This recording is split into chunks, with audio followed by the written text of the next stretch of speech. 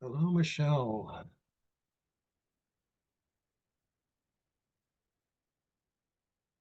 Hey, Bob.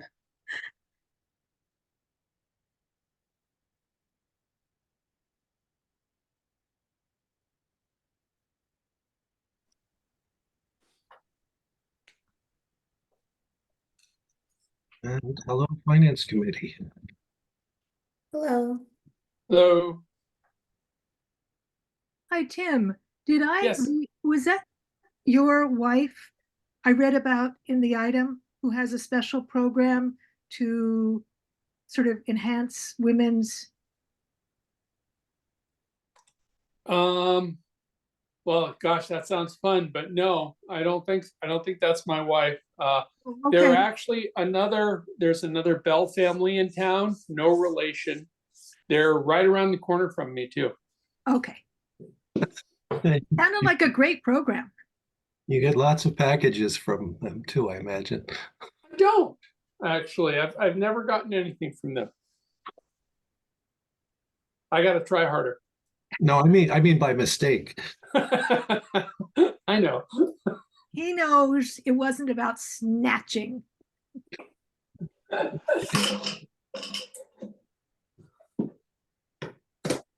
Hi, Melanie. Enjoying this beautiful weather up on your deck? No, I haven't put out my furniture yet. Today was the first nice day. Once I feel like this weather will stick, then yes, I will be out there. I think it's going to rain for the next 2 days again, a little. Yeah. Don't say that, Barbara. That's what my weather app. My children always accuse me of being addicted to my weather app, and it's true. Don't trust the internet. Yeah. Is that said from an expert? Well, I'm not an expert in that. Ah, la. Oh, I apologize in advance. I'm working on about 2 hours of sleep.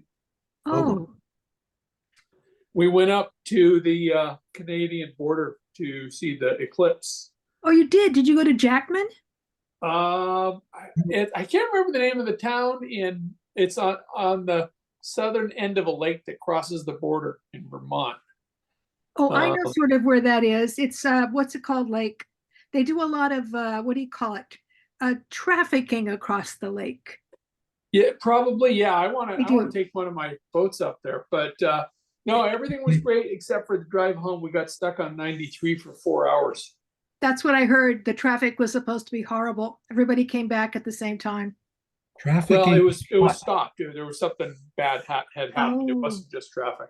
but you saw That's totality. Oh yeah, Wow. so. Did the birds stop singing? they did, Yeah. and Wow. it got cold. That was the really interesting thing. Mhm. It got a little cooler here. We partied on the library lawn, and we had moon pies, and Oh, good. and we got given our special little glasses. And at the actual totality, it not only got cooler and a little darker, a wind came up. It was Oh fun. wow, Yeah, that makes sense. Yeah, yeah, I can see that. yeah. It was. I didn't have that. I was out on East Point and I didn't feel the wind. I was just, wrapped looking at the sun through my little glasses. But yeah, interesting. Interesting. Yeah, it There's was so many amazing. myths. There's so many myths and fables about dragons devouring the sun or the wolves devouring or frogs, all kinds of explanations of what has happened. Did you see the Nahant sea monster? No. Oh, But I have oftentimes actually watched the sunlight on rolling waves and imagined that that could be a very good thing to say. Oh, there's the sea monster. That's how it looks.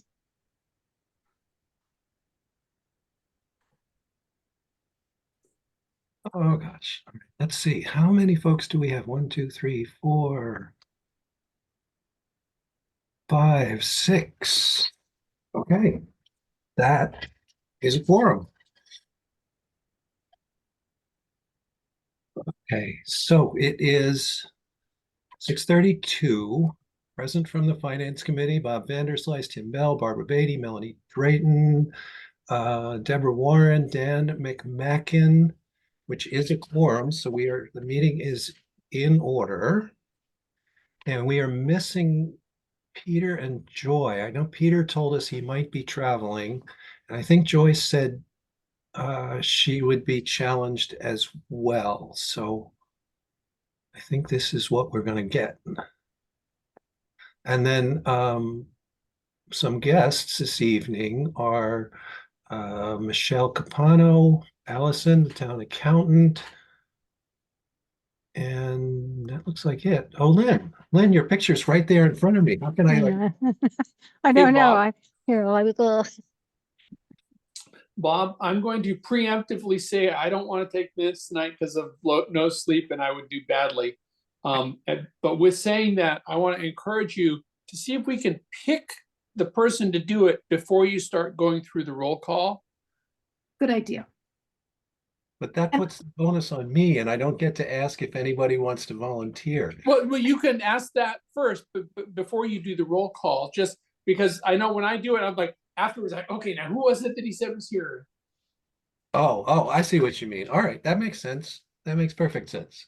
And my minutes for last time got eclipsed. So I'll have them for you on Thursday. Okay. I'm struggling for an eclipse joke to follow that with, and I got nothing. Does anybody want to do them? Nobody wants to do them. Oh dear. Deborah, I think you're saying something, but you're on mute. I'm not saying I volunteer. I also got very little sleep because I spent, well, anyway. But since I'm the one of the liaisons to FinCom, I think that I should have my wits about me. And that doesn't mean taking minutes. But I will next week. I mean, next meeting, I volunteer for Thursday. Okay. All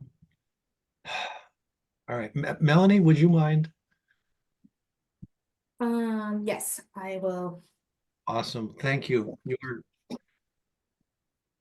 You can't be a gentleman and a scholar, but you can be a lady and a scholar. Thank you. And because I preempted myself, I will do the first one next week. Awesome. Thank you. Okay. So I thought we were to meet with the assessors tonight, that they were going to come back with either a revised or an agreed upon budget, but I don't see them. Allison, do you know if anything has transpired?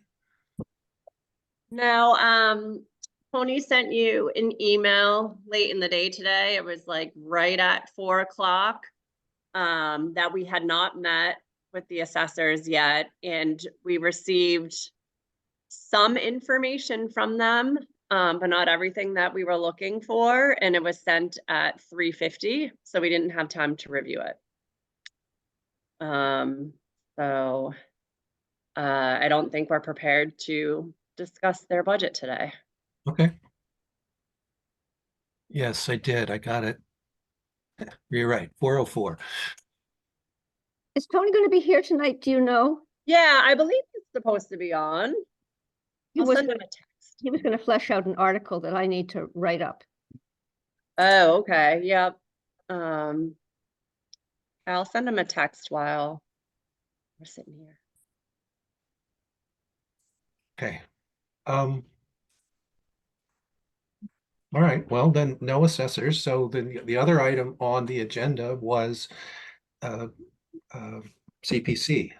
So Lynn has revised, actually, I believe both the wording of the articles or the proposed articles and the supporting statements. So Lynn, I'm just gonna, I guess the smart thing is turn the floor over to you, okay. and let's just take them in order. Right. But before I do this, can I just ask this important question? Did Sure. did the articles get distributed to the FinCom committee members? I got them. I did too. I think you sent them directly, Lynn, didn't you? No, I sent them to you, Barbara, and Bob, Oh, because I don't have all the email addresses for Oh, dear. FinCom members. And I asked if you would kindly distribute them, so oh. I wouldn't run into the same sawmill that I did last time. But I think I'm in that sawmill again. I think you There's might- been a lot of email traffic, and so I didn't read the fine print, sorry. I mean, it was good to get all the revisions, and I did look at them, but I'm sorry I didn't read the extra part that you wanted us to do. Yeah, same here. Okay, and I am guilty because I saw and 9 others on the thing, and I just assumed the 9 others were the finance committee. So No, I was copying my own committee, but shame on me for not I- taking that extra step and getting all of your emails I and see. distributing them myself. So I'm going to send it right now, if nothing else. So I'm laughing. Come on, Barbara, don't look solemn. But we need to put them up on the screen anyway. Well, I know, but there's a difference between I'm just going to say this, between putting them up on the Okay. screen and being able to absorb what my committee members have done with a lot of thought and care in response to the very trenchant comments that were offered by this committee 2 weeks ago. And I will confirm, having seen many, many prior drafts because of being a liaison, that they have worked very hard on these. And there have been lots of revisions and lots of red lines and lots of, and Purple lots and of- red and green. yes, and lots of, oh, by the way, let's fix this part. Yeah. Okay, so Bob, are you putting them on the screen or am I? and I just hit send, so they will belatedly appear in your email. However long it takes them to wend their way through whatever servers and things they need to wend their way through. I can put them up if you would prefer, Lynn. Maybe I a bit- would, yeah, because then Doesn't- I can keep them on another screen for, There it is. oh, I don't see them. Well, I got them in email. No, I think she's saying, I got I them. received the email also. okay, all right, now wait, what do I have to do here? I have to go to the Zoom meeting. There's the Zoom meeting. Share screen. Maybe I should just do it, Bob. Shall I just do it? No, it's all right. I got it. Okay. Share. I think I am sharing. Am I? Okay, great. Okay. Right. So this well, shall I just roll, Bob? Yeah. Okay, so this first article is to revisit our Flash Road Recreation Master Plan article. We are proposing to adopt $44,000 from fiscal year 2025 from estimated revenue to apply to the project, along with a reallocation of $11,000 from fiscal year 23, resulting in a total project cost of $55,000. And the intention of this is to actually prepare a master plan for the Flash Road recreation area. There's quite a long statement here, but now that Bob has actually said that he's sharing the screen, I would like to actually ask permission to share the screen so I can show you a map of that area. Okay, sure. Can I just do that on top of you? I think I have to come over here and say multiple participants can share. Go ahead. Okay. I'm Good. not a visit Zoom, so Yeah, nor am I. But does everyone see what I just put on the screen? No, Darn. Is it Tony's map thing? Yes, Yeah, I've seen it before. It's a really nice, and he showed it to us a month ago. but It's all, it's been adapted and refined, and I just lost it again.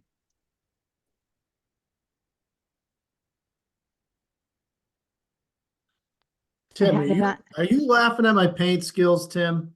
No, I can't even see your paint skills. Tony, thank you. I'm glad you're here. I just thought I would put it on the screen and it flashed away, so I am looking for it again.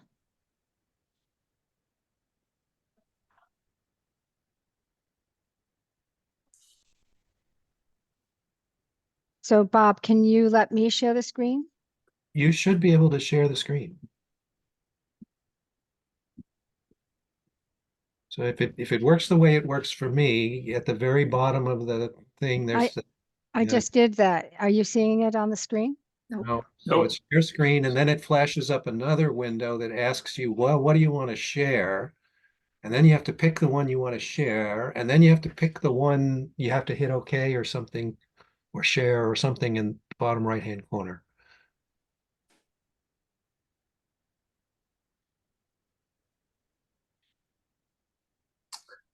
Here.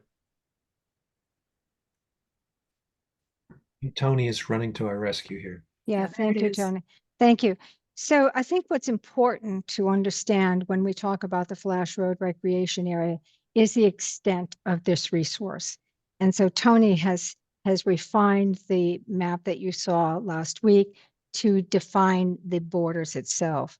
So those of you who are familiar with the tennis court and the playground area can see that in the upper right. Then we have an area of an old Babe Ruth field and the existing soccer field. And then we have the Babe Ruth. And then we have an edge of the community garden. We have the forest playground. We have the another sort of school use area outlined in blue. And then you see enclosing all this in this U-shaped plan, in fact, is the DPW yard, the fire department, the fire department's facilities, a large parking lot. And then to the lower part of the screen, you see the edge of the golf course. And in the treed area, you see a treed area, which is part of a wetland resource. This is a complicated area in terms of the offerings for recreational facilities, in terms of the adjacencies to the school and the parking areas, the adjacency to the DPW yard and the golf course. Oh, and Flash Road and the neighbors. We think it makes sense to take a really thoughtful, comprehensive approach to analyzing this site and to planning for its use for both reinforcing and promoting those existing uses and making sure that they're safe and enjoyable and sustainable, but at the same time, that are defining areas for the safety of people of all ages visiting this site. That's what this master plan is about. There was a long explanation that was provided in the text that we had sent to you. I won't bore you with reading it. I hope you will have a chance to read it carefully. But what we will get out of this is an analysis, and I'm going to just go through this, is a site analysis for opportunities and constraints, for public meetings so that there's input in developing the goals, for actually walks and engagement on the site, and then for developing master plan alternatives with public feedback, the regulatory constraints and the refinement into a preferred recreation master plan with intent, amenities, and a summary of costs. So that's what this article is about. And you may say, oh gosh, but we already have invested, and we have, in portions of this site. We've invested over $250,000 in that tennis court complex. We've invested, along with the Little League, in improvements to their play area. Years ago, we invested in creating the community garden. But I think we can be better stewards of these resources with some good planning and some really good definitions, including what is the Heritage Trail walkway as it moves through this site? So with that, I'll just pause and let Tony add anything else that he feels I've missed or should be reinforced. I think you captured a lot of it. I'll just add that I notified the superintendent and Kevin Andrews, the principal who applied for the Heritage Trail funding last year, is aware of this as well. I haven't, I'm going to be going to a school committee meeting in a few weeks, so I'll talk to them about it as well. But they're happy that we're including their area as well. They have, I think, hopefully traffic patterns is going to be part of this conversation. And they definitely experience some traffic issues with that roadway that goes around the back, and people trying to take a left right where it says existing Heritage Trail to go up the driveway. So they're, excited to kind of look at that piece as well. As Lynn had mentioned, the DPW yard is really it's a significant liability issue for us. Currently, people walk through that DPW yard with, baby carriages, their kids, all time at all points of the day, all times of the day. And it's an active yard with heavy equipment moving around in there, fuel delivery, all sorts of things. And we really need to close that up. The best way to do it is with retractable fencing.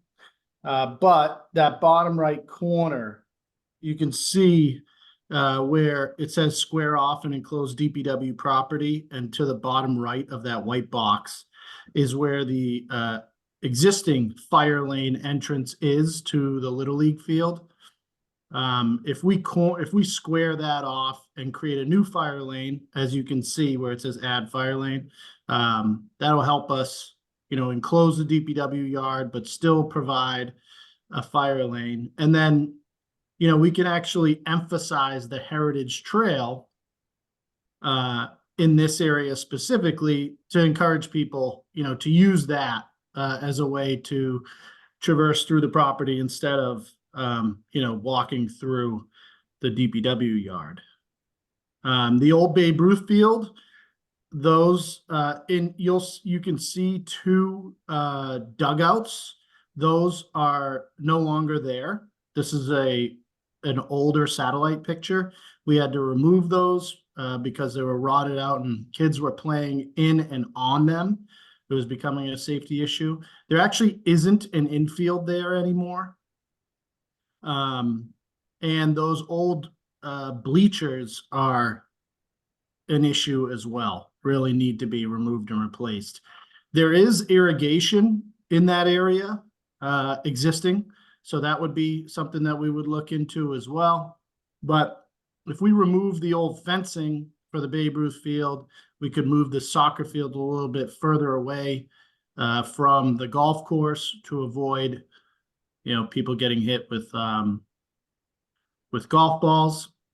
So those are kind of the different things. I don't mean to be super specific, because it is going to be a public process that we're going to go through, and there's a lot of process that we have to review and figure all this out. But you can see that there's a lot of good things happening here and a lot of improvements needed to just, take it to the next level.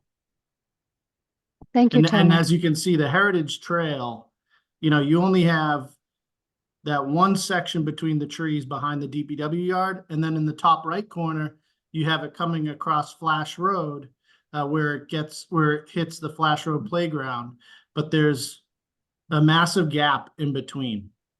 And so, once you figure out where these recreational facilities are, planned to be, you can start developing a heritage trail around those so that it, you know, or multiple trails so that it, you know, it just is it's a better experience for users of the area.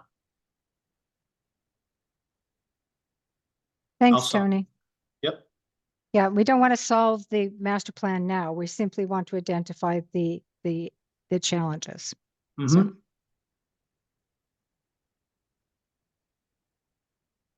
So with that, committee, FinCom, thoughts, questions? So Lynn, this is Tim. You know, I know that you have more than an order of magnitude more experience presenting in public presentations than I do. But the thing that comes to mind here after the discussion we had last time is the idea that saying the main pieces are they are what they are, but the master plan is going to do a lot of work with a little bit of the detail, sort of with the analogy of a kitchen. A couple inches here and there make all the difference. And, you know, I think that might help sell it's all mostly there, but there's a real value in that last bit.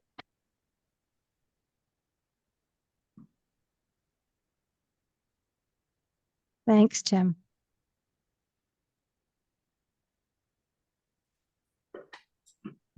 I hope that readers, when they have a chance to read the articles and the supporting statements, will get some sense of that. There is a lot in that supporting statement. Yeah.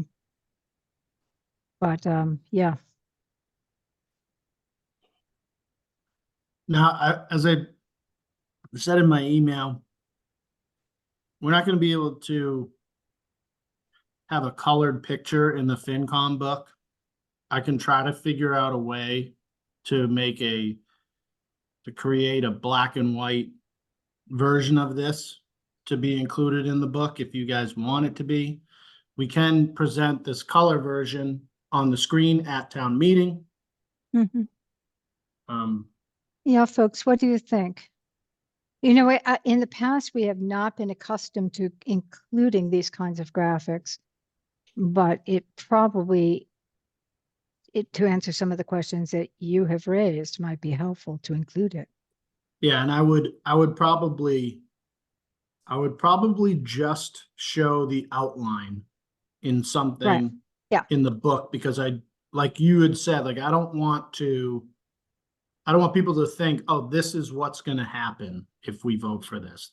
This is just kind of trying to provide the FinCom an understanding of how we kind of got to this point and why we're applying for this application. But you know, the process needs to go, you know, we need to go through the process to get to a conceptual photo, and I don't want to mislead voters. Tony, my recommendation would be not to put it in the book, but to definitely put it up at the meeting, because if I was receiving the book, knowing that I'm voting on the articles and reading the recommendation, I think I would confuse it with, this is what's going to be done. Yeah.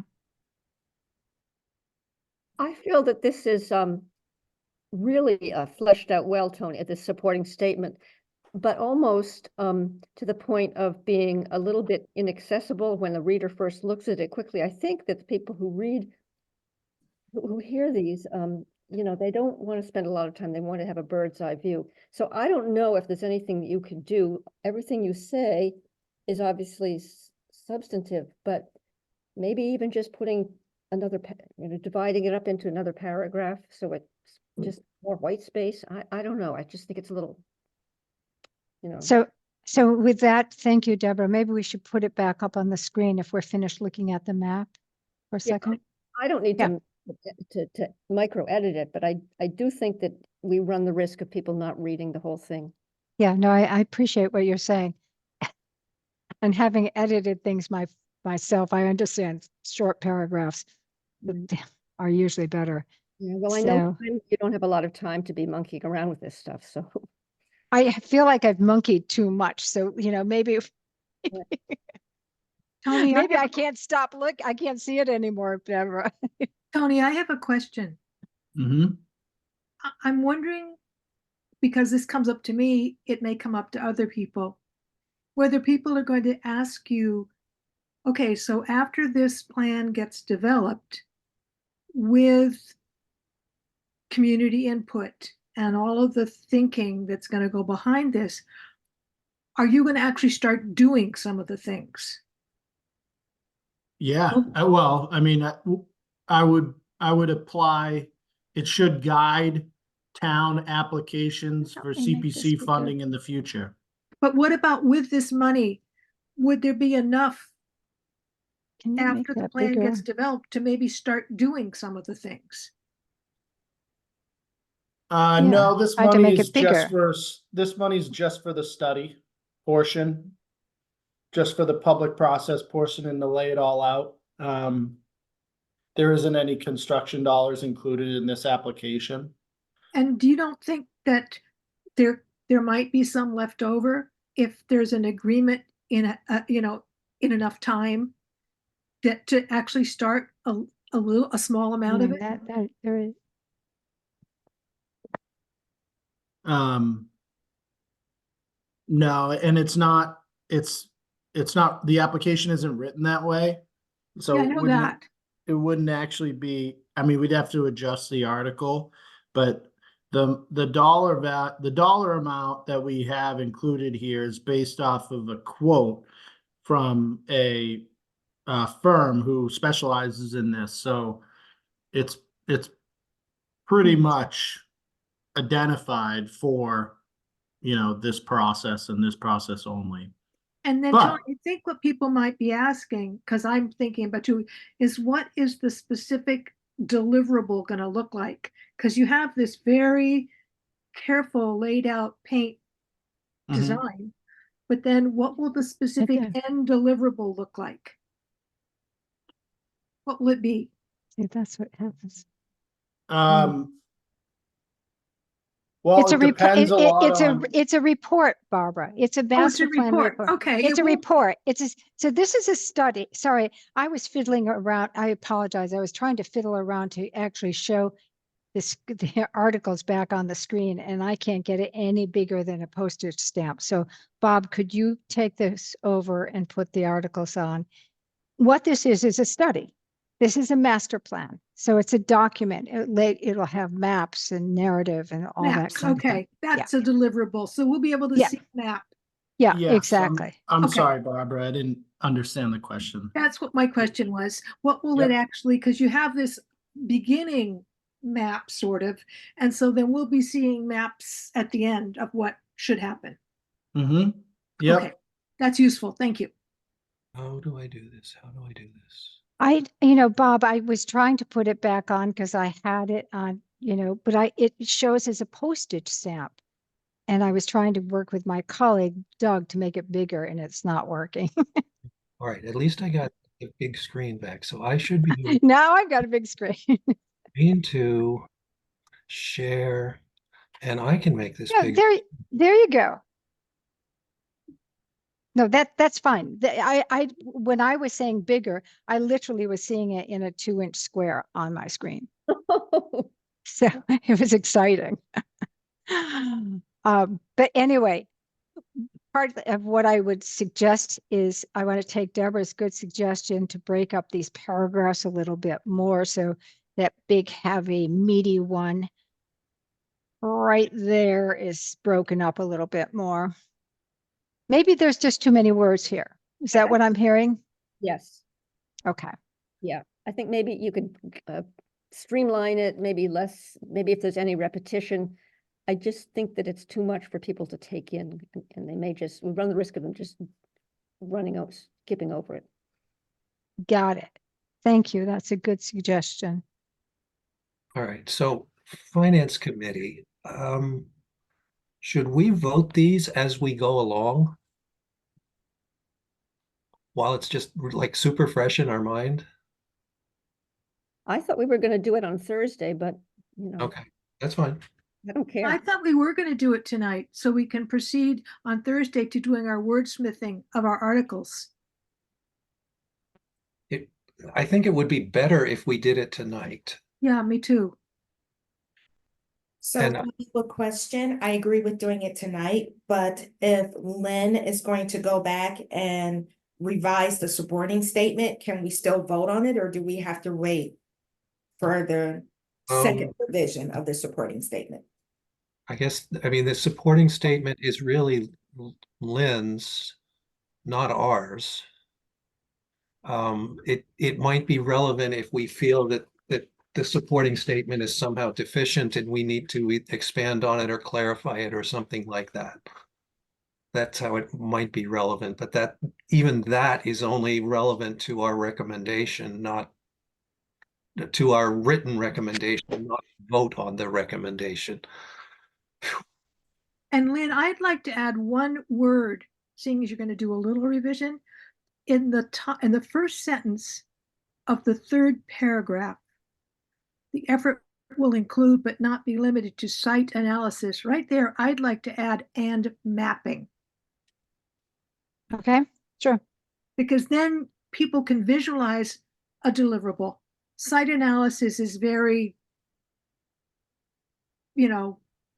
kind of theoretical, but limit to site analysis and mapping. Sure. I've just put it on my draft. Thanks. Thank you. Thank you. All right, so Bob, do you need someone to?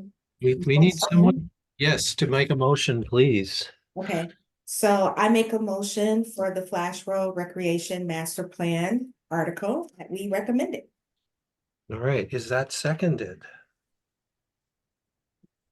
I'll second it. Okay, let's take a roll call vote. I have to get my list. How do I get my list to get bigger? There we go. All right, so all in favor, Deborah? I'm going to abstain from this one. Okay, Dan?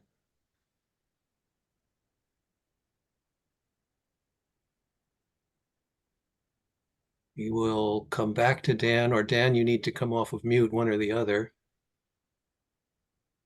We will come back to Dan. I have to go the other way in this meeting. Tim, Aye. Barbara, Aye. Bob, I. So that's what, 1, 2, 3, 4 ayes. Melanie, you made the motion, so I made the motion. yeah, but you still get a vote. Aye. So that's 5 in favor and 1 abstention. And Dan, have you? Yes, I'm still fiddling. No,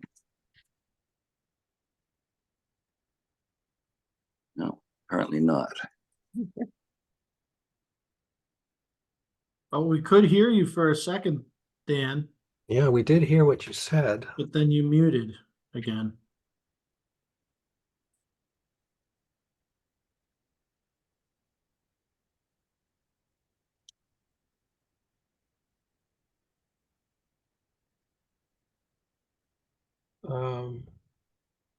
Dan, maybe you can send a message.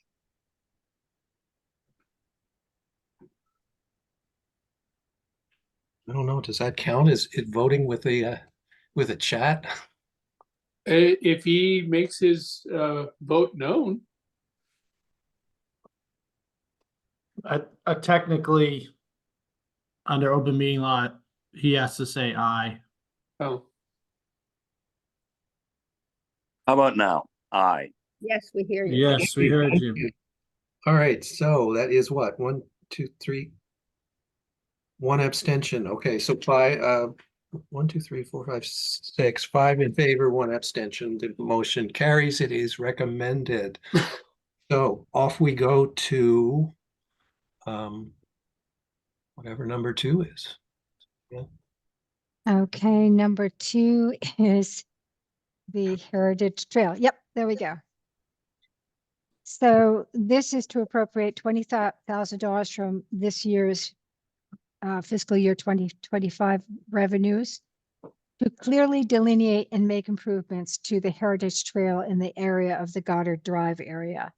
This is a portion of the trail that goes, when we were looking at the map a moment ago, that goes behind the community garden area goes up a slope to a set of set of stairs not in good repair, and then travels through a portion of the properties that are now that constitute the Coast Guard housing area, and then joins up with the Bailey's Hill, Fort Ruckman portion of the trail. The recommendation of the Coast Guard Housing Committee was to create a designated area owned by the town, and this to create basically a walkway through what will become a residential area. And this is to actually clearly delineate that walkway and improve the stairs that go up to it. So it's using plantings, split rail fencing, some signage, and some surfacing to provide that trail. The intent is that this will be actually this is an adequate budget to do this under a private agreement or a private contractor. However, if, and it's a big if the DPW ever has time, they could do some of this themselves with the materials being paid for from this grant. But we are mindful of the extent of the DPW's responsibilities. And so we wanted to actually have this fund. It could be done under, as I said, a private contract, but if it isn't and it's DPW, there'll be a savings, and the savings would be put back into the CPA general fund. So that's what I have to say about that. I can no longer see anyone but Dan, and I can see Dan with his refrigerator in the background. That's me. The rest of you I can't see anymore, but oh well. So I'm not seeing any facial recognition here.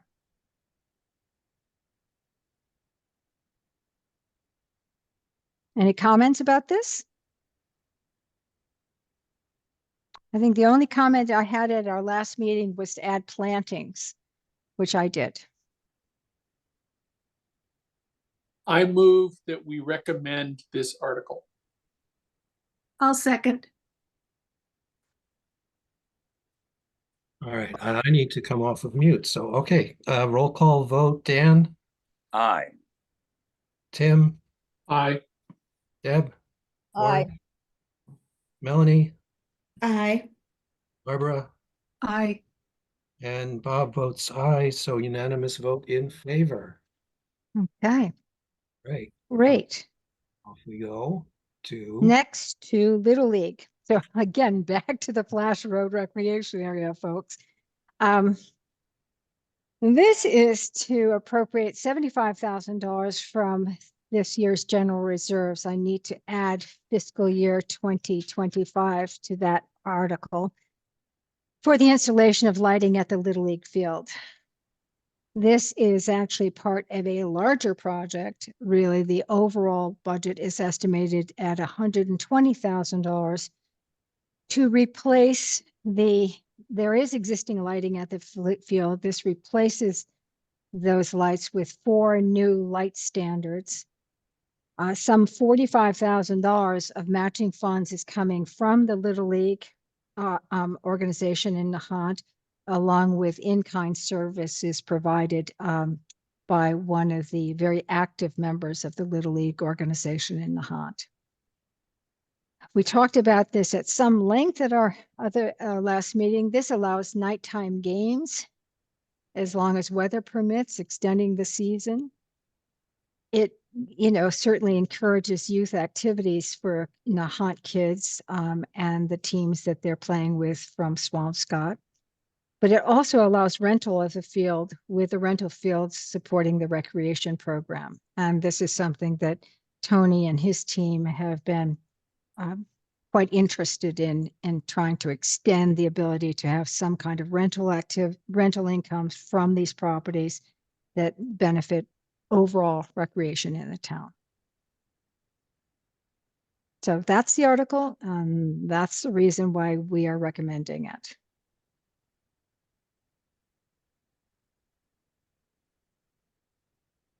Any comments or questions? Comments, questions, or motion? I'll move to approve this motion. All right, I'll- second. I'll second. Okay, here we go. Roll call vote. Dan, Aye. Jim, Aye. Deborah, Aye. Melanie, Aye. Barbara, Aye. Bob votes aye as well. Unanimous vote in favor. Thanks, folks. Okay. Moving on.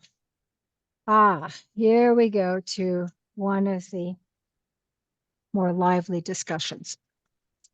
This is entitled the Housing Development Location Study.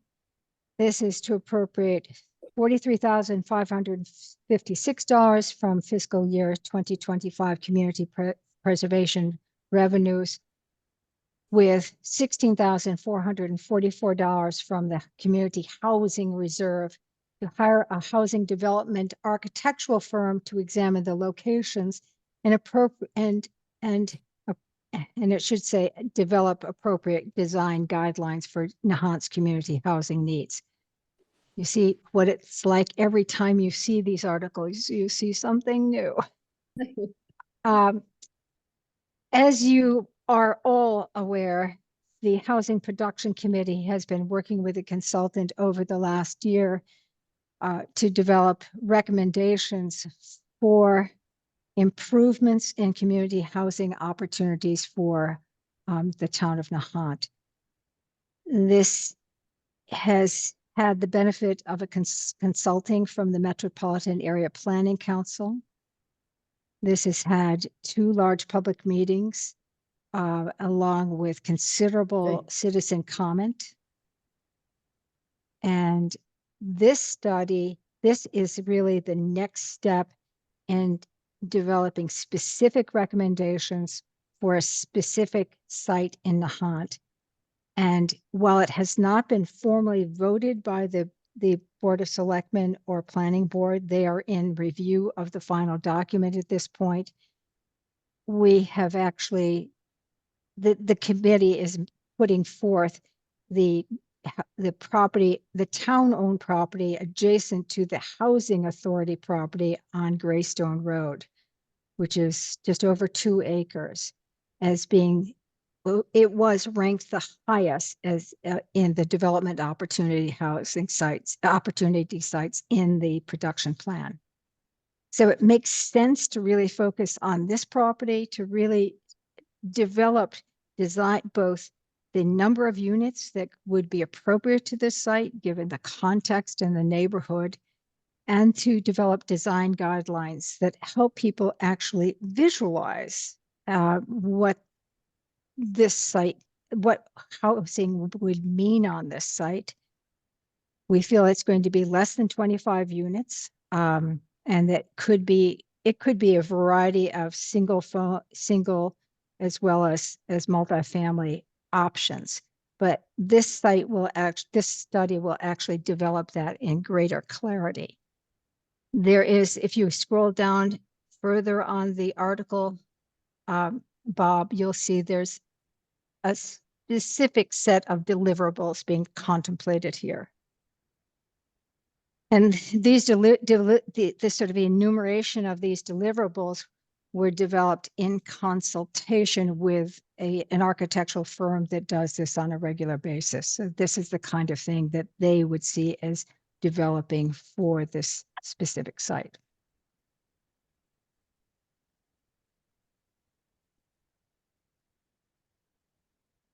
I'll just take a pause for a moment. Okay. This does not, and it's very important, this does not authorize the town to sell or develop the property. The town could use pending the public process, the town could use the design guidelines developed here as part of an RFP for development by an outside firm, or a housing trust. So Bob, I'm sorry, I think I just interrupted you. No, I thought you were done and I was gonna ask for discussion from the committee. That's all. I'm done now. Okay, discussion from the committee. Thank you, Lynn. I have a couple of concerns as we move forward on. I'm basically reserving enthusiasm for this emerging plan. I think that there's been no preliminary considerations of the cost or the funding sources among the alternatives.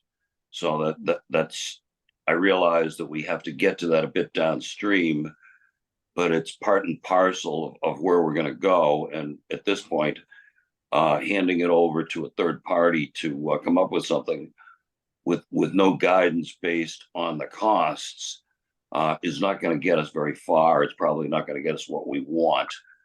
No matter what, I think we have to bear in mind that we are not going to get to a 40B safe harbor with this existing plan. So it's not taking us to where we need to be. And the question is, can we ever get there? And how would we? And that's obviously a massive obstacle. I think, what are we looking at, Bob? 100+ units to get there. I'm concerned that there's no overlay of the public service building. We funded the study last year, I believe it was, to evaluate a public service building that would have police and fire. And obviously, with the handful of available sites in town, we need to consider both in the same view. I'm concerned that the Housing Production Plan Committee has a willingness to thwart the town meeting vote on the Coast Guard housing, and more important, well, equally importantly, to ignore the massive efforts of the Coast Guard Committee development plan that was voted on at town meeting. That was hundreds of hours by dozens of people over a very long period of time. And this basically, is pretty disrespectful to the town meeting vote and to the work of that committee. Up until Lynn just mentioned that we're going to focus on Greystone, there was no recognition of the cost, and the cost and capacity varies widely by site as to how many units you could put in, right, and what it would cost from site to site. I've built several buildings, and some of the earlier meetings talked about that the costs would be relatively universal or representative, and I find that contrary to fact. Site work and the site-specific nature of any location drives cost in a substantial way, 40+% at times. I get back to really the philosophy of this. And Nahant has always been a hands-on town, whether it was Bob Steves pulling a pump with his own pickup truck, or the incredible work of the original Coast Guard Committee. The townspeople in Nahant have always been shown a great deal of more than to solve our own problems, rather than just hand them over to third parties with a generous check. So I think that our long-term tradition of being a hands-on community is something that we should still be doing. Lynn covered the fact that we don't have any BOS or any planning board approval of this concept to date. My feeling is there's insufficient specifics to give it any guidance that's serious to any architectural and engineering firm that would be capable of doing this. The other shortfall area, among many, the other shortfall area I see is, what is the mechanism? Is it a 40B? Has anyone talked to developers that actually would do it? is it town-owned property that the town would own the affordable housing? And to that point, the critical point is, how do we reserve any units to be certain that those units can go to the Nahant seniors or the Nahant town employees or the folks that we want to have preference? And Dana Sheehan has been very vocal and quite articulate in trying to include veterans housing in this initiative. And I think that we want to certainly consider that as well. I think this emerging plan has opportunity to be more specific so that we can get a value out of the A&E instead of just this very broad brush of anything that might conceivably occur. Can I attempt to respond to those comments, Lynn? Or Thank Mr. you, Chairman? Tony. Thank you, Tony, because hold it. Wait, as wait, the- before we go on, rest of the committee before we, I'm just trying to get Yeah. get, questions out there so that we have a comprehensive response. Or Well, I wrote down 1, 2, 3, 4, 5, 6, 7, 8, 9 different comments that Dan just mentioned. So, and I can respond to them briefly and try to respond to them succinctly. And then, so I don't know, it's up to you. Obviously, it's your meeting. I'll keep jotting them down. I just wanted to be able to respond to those before the conversation, went further. I have something to say. I'm wondering, in light of what Dan says, and other things, whether it's possible for us to put this decision off, and whether it means a special town meeting or whether it means another annual meeting. I just wonder if we're ready to think about this. I can respond to that too. I think that doing this kind of a study is part of the thinking about this.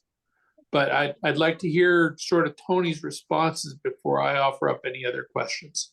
yeah, I think, Tony, go ahead. Okay, so Dan, I got financial analysis, unlikely to hit 40B, public safety building, Coast Guard housing, cost capacity for the specific sites, philosophy, Board of Selectmen and Planning Board approval. What is the mechanism? Developers consulted, reserved for residents, veteran housing. So I'll try and jump through those. Financial analysis is something that the Finance Committee has brought up, a couple times since the housing production plan has been discussed. And the challenge that we've faced is, the housing production plan is really a high level general discussion about, what the town's housing needs are, what the requirements of the state are on the town, where potential development opportunity sites could be, what other priorities are there at the town, and setting goals to try to accomplish those. And because it's at such a high level, it's hard to do a financial analysis when you don't know, the specifics about potential developments. That's why in this, when I spoke with Davis Square the other day after our meeting and asked them, if you recall, we had originally applied, we put in for $60,000 so that we could potentially do 2 sites at the same time. They had estimated $33,000 to $45,000 for an individual site. But if you did 2 at the same time, you could potentially have some cost savings and do 2 for 60.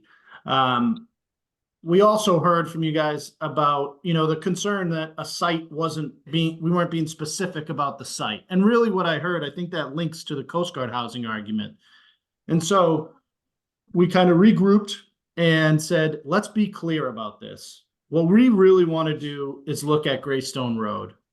And so if we get $60,000, I asked Davis Square, would that be enough, to do a study for Greystone Road and tack on a financial analysis of impact to the community, both cost and revenues? Iric was his name, believes that we do have enough funding to accomplish that. So we've looped that into this application, that this funding would allow us, once you go through a community process, determine, what type of development you're looking at that the town would be, comfortable with, then you could do a true financial analysis. That could then be used in the future. Keep in mind that approving this study does not authorize the sale of Greystone Road. It does not authorize the town to develop any public property. It's the next step. So as far as cost to the town, in the case of Greystone Road, which is publicly owned, these are the types of costs to the town, the studies, the design, that type of stuff.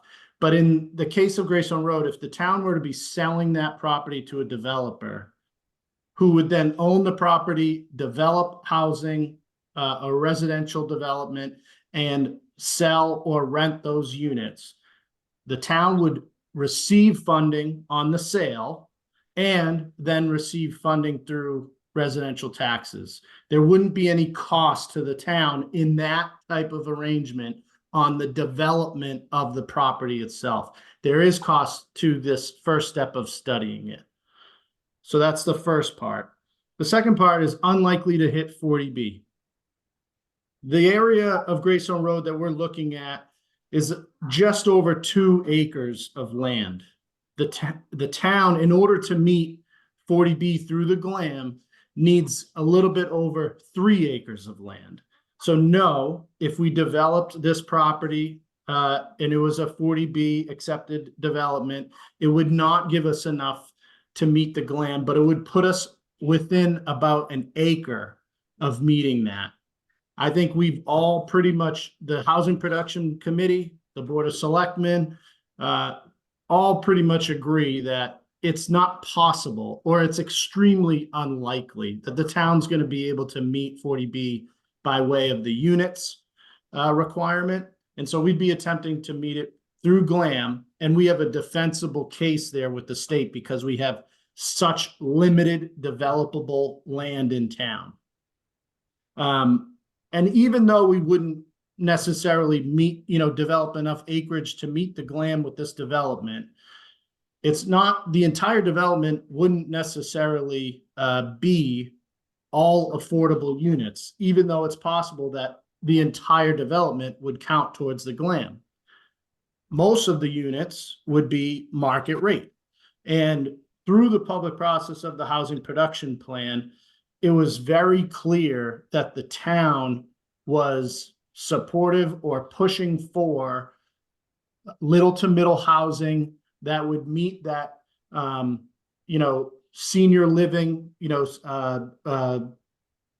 ability for seniors who want to downsize, things of that nature. So even though it wouldn't necessarily fully meet our 40B requirements, it would or could really satisfy a lot of the other needs that folks in town identified as the town needing.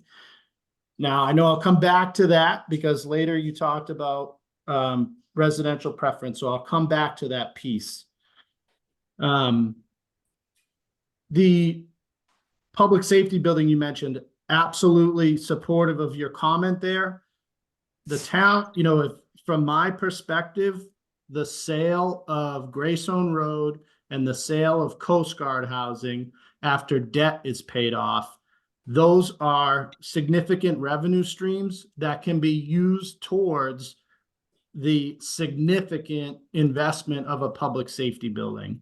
Otherwise, the town really doesn't have, without an override or some sort of large public safety grant, of which there are not really any being offered at this time.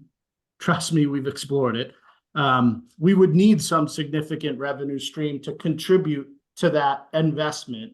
And these are two ways, these are two massive, revenue streams that could help with that process.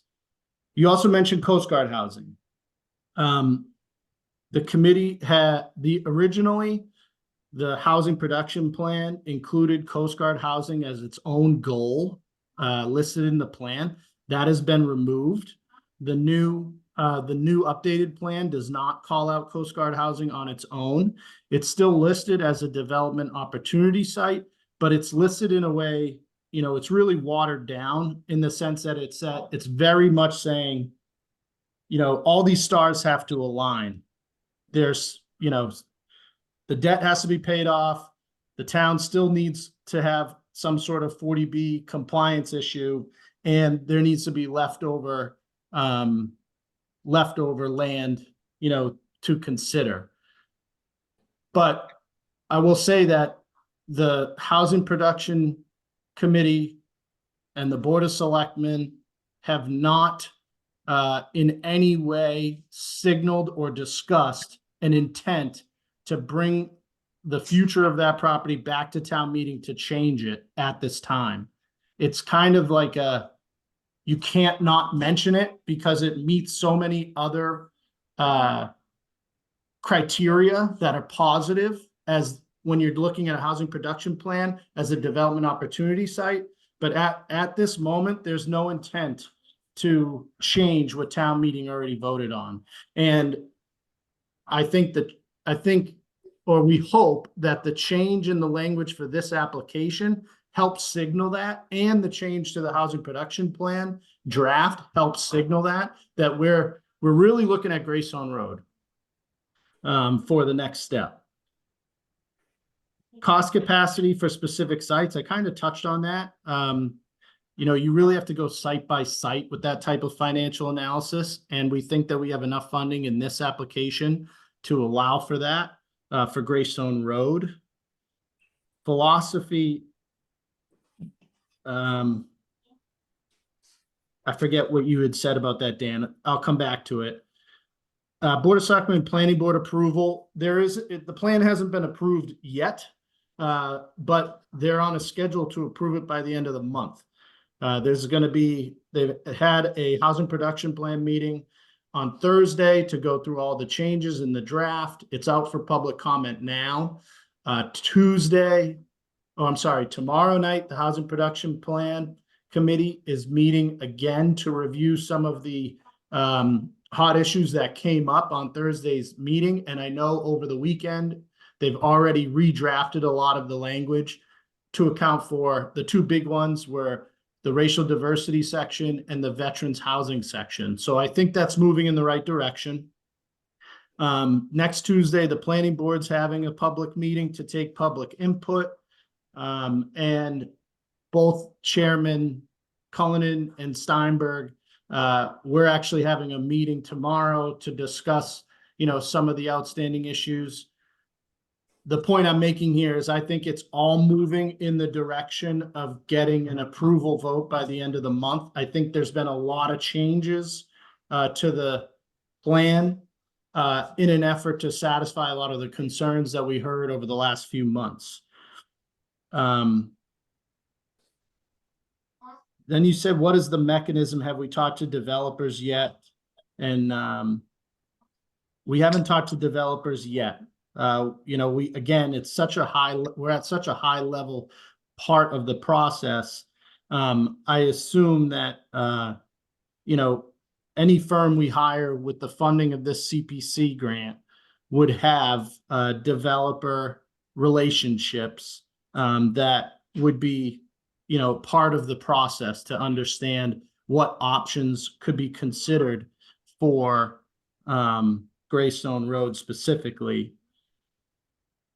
Veterans housing, you mentioned too, as I said, we're working with Dana, and by we, I mean the housing committee's working with Dana to add some language that he suggested to the plan.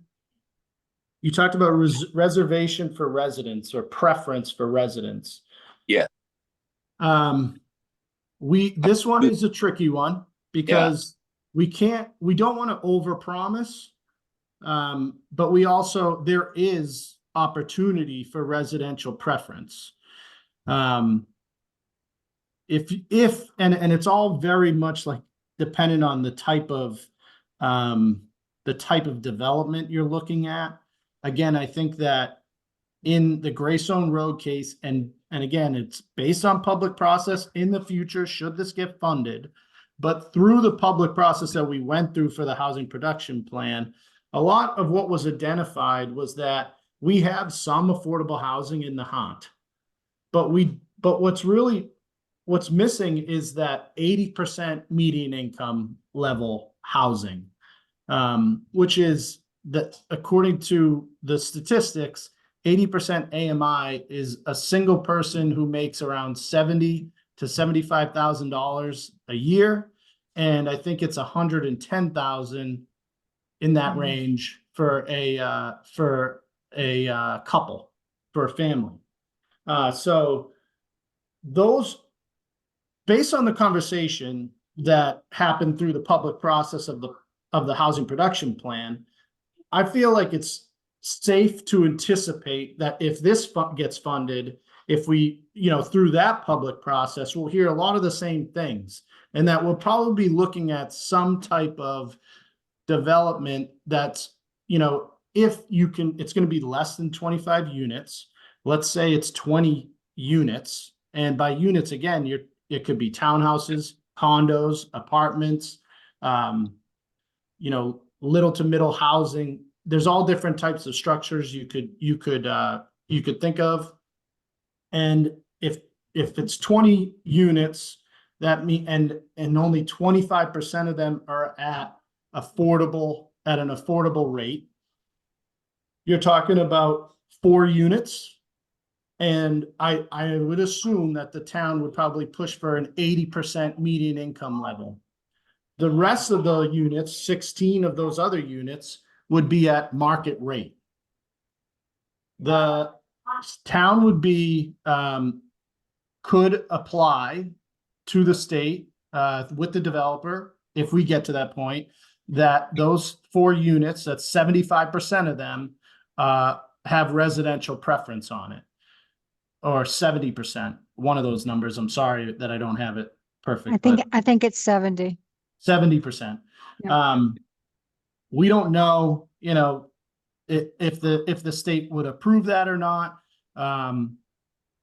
But you're talking about, of 4 units, 1 or 2 of them could get residential preference. The other 16 units is market rate, and it's basically you come up with a development agreement with the developer. And Lynn can speak to, when the town looked at the Coast Guard housing property for that process, how those market rate units were made available, and many, Nahant residents that were, interested were able to get on the list and, apply for those units in advance of it really being out to the, larger world. So I think I captured most of what you talked about. Lastly, Deborah, you talked about, are we ready for this? Should we put this off? I don't think you're ever going to feel like we're extremely ready for this. I think that, this discussion is always going to be a difficult one, and it's a difficult one in every community. The process that we've gone through has been extensive. I think a lot of the concerns that we've heard, are from folks who, didn't participate in a lot of the community meetings, or haven't really fully read the new draft or even the previous draft. And it's easy to kind of throw challenges in this process. But if you paid attention, if you were part of those meetings, which I was in all of them, and you really listened to what the committee was trying to accomplish with this plan, it's not that challenging. It's not that, you know, dramatic of a change that they're trying to present to the community. And we do have housing needs and we have revenue needs. We have a tax base issue. So, you know, I think there's more reasons to pursue this and to keep going with this momentum. And to delay it, you're going to run into this summer, and by the end of next year, we have to take on the MBTA 3A communities piece as well. So it's kind of nice that those two things would be somewhat happening around the same time or back to back, because we could accomplish some of the multifamily requirement or zoning requirement under 3A with this Greystone Road development, as well as accomplish some of our glam needs through 40B. So there's a nice fit there, but it's no, you know, there's no lack of challenge. It's absolutely a complex topic and a very challenging process. But I think putting it on hold, you know, there's more reasons to keep moving forward than to put it on hold. I'll say that. I'll say that. So I don't know if I answered all, you know, all your questions, Dan, but you really answered, and it's all good information. I'm eager to have to expand the tax base of this town. That's one of our objectives. I'm eager to enjoy revenue that's going to pay for the public service building. My concern is that the CPC, the wording of the CPC article, does not by Greystone. I would be all on board if it said Greystone only, and 75% of it is at fair market, and we enjoy those taxes. I'd say, hey, why not? That'd be a great idea. But I think that there's a lot of wiggle room, and I'd like to take out the wiggle room. And we'd be okay with that. Our intent, we heard that concern, and I think, you know, reading through the lines, and it's fair, it's not a criticism, as you mentioned, you know, especially Peter, who spent so much time in that committee, who spent so much time on the Coast Guard housing development study.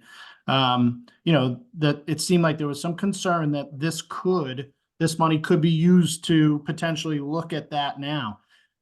We're clearing the air on that right here and now, and with these edits, and we can make more. This, if approved, this money would go towards exploring Greystone Road only. We did include, at first we said, the other part of why we, you know, had it kind of vague was we don't know if there are private property owners who are interested in potentially developing their property. And so we wanted to keep the door open that they could potentially be included in this. But you know what? It's not worth it for an unknown that's causing concern. So it's better to be clear and be specific that this funding would go towards studying Greystone Road. Well, yes. Thank you, Tony. Could I just ask Bob, Dan, hold one second. Bob, could you just roll back up so we get to the paragraph above, which goes to Greystone Road? Yeah, hold there, please. Thanks, Dan. I just wanted the viewers to look at it on the screen. So Dan, please, sorry to interrupt. And this is new language that we added after our last meeting. That's right. Yeah, I'd be supporting this if it's exclusive, if it's specifically Greystone. Tony's earlier point, private property owners have the opportunity to use 40B however they wish, and that will continue. And it's the marketplace that has been protecting us all these years, and is very likely to continue to protect us. So private property owners are not incentivized to put up a handful of units under 40B to do unfriendly 40Bs. I would like to see this say specific, that it would be Greystone only. We're going to get a much better value from any A&E if we say this is where it is, this is what it is, and then we can explore the 25 or 30% affordable units, which is unlikely to become the hideous burden that has occurred in places like Norwood, where they've had multiple 40Bs, and it's become a huge drain and demand on the school system. And what that's done is it's driving overrides, because as there are more affordable units, there's a greater demand on the school system, and that can be massive dollars, which obviously has not been discussed as in any part of this.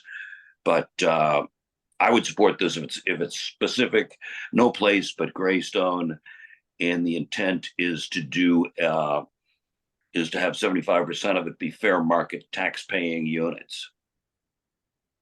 Tony, I would also withdraw my idea about the delay. For one thing, what you point out about the synchronicity of 3A and 40B is really compelling.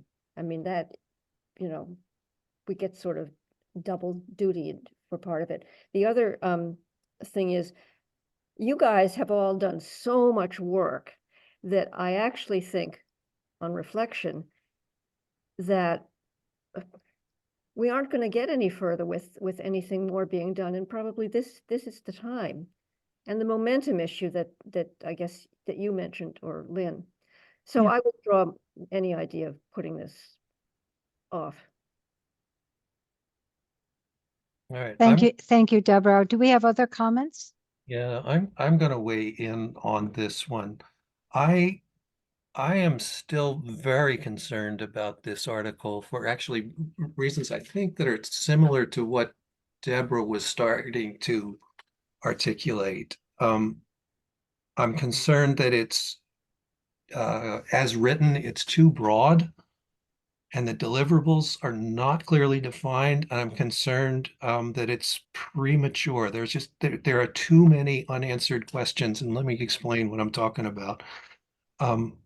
What we're talking about here is a big public works project, or at least we're asking for what is phase one of a public works project that has to produce either 112 units or 3.5 acres devoted to subsidized housing. And we don't have a plan to get there. The very first CPC article that we talked about was a master plan for Flash Road in a some amount of detail anyway. And here we're proceeding on something that is way more extensive than that, with basically no plan. We say, okay, we think Greystone Road will get us maybe part of the way there. So, I think there are way too many unanswered questions. As we've been going along here, not just tonight, but I started to catalog some of these questions. So, like, for example, I'll just quickly read these. What's the strategy for getting to permanent state safe harbor? Are we going after number of units? Are we going after acreage? Are we Acreage. do something that requires state approval? Acreage is. Strategy for, hang on, Tony. I thought you wanted me to answer as you. No. I think we need answers to these. I don't think tonight is necessarily the forum for it, but go ahead anyway.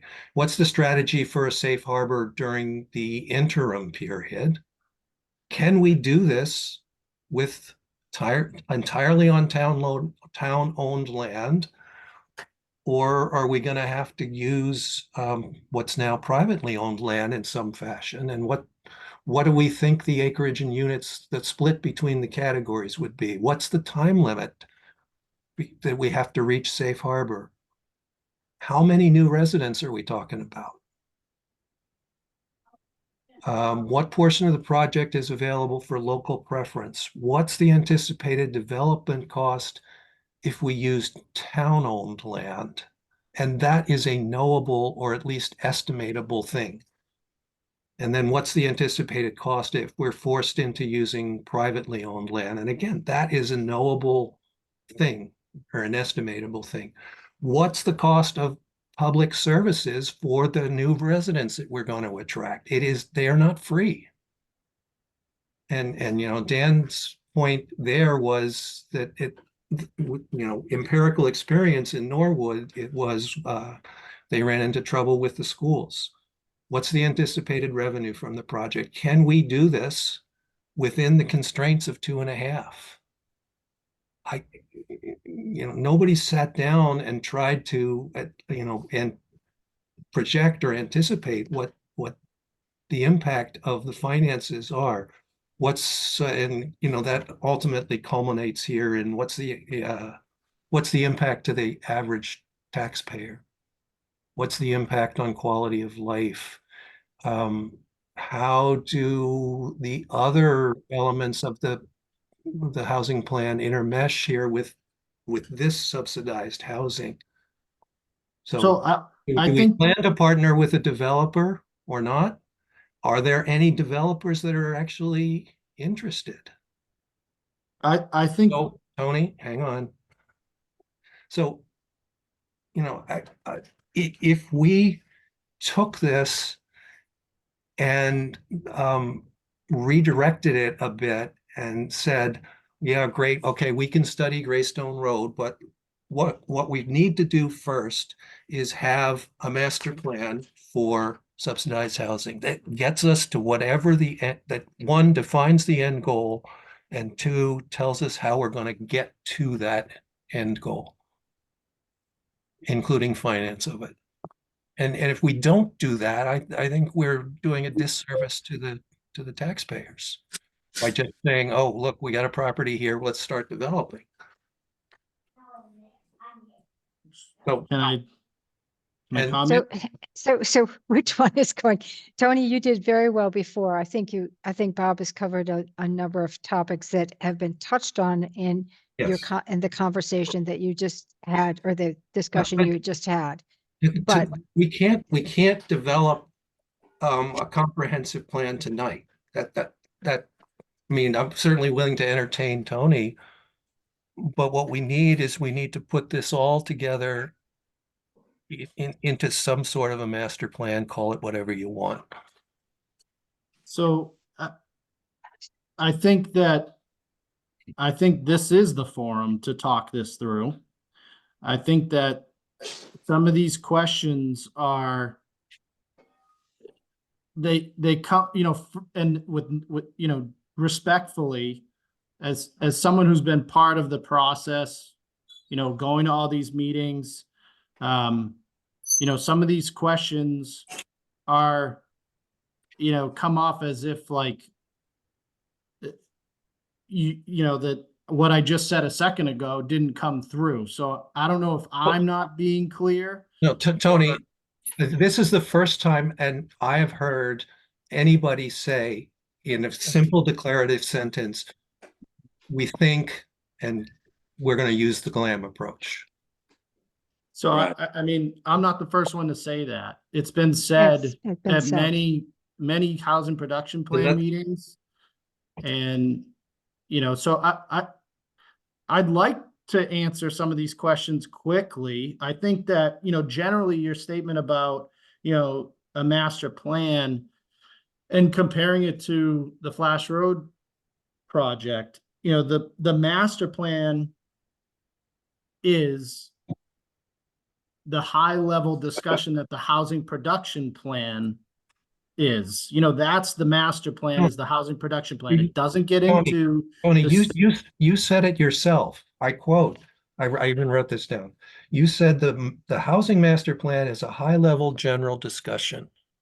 Mhm. And what we're talking about here is not that. We're talking about embarking on a significant public works project. It's not a public works It's not a project. public works project. Yeah, it's not. Let me answer that. It's not a public works project.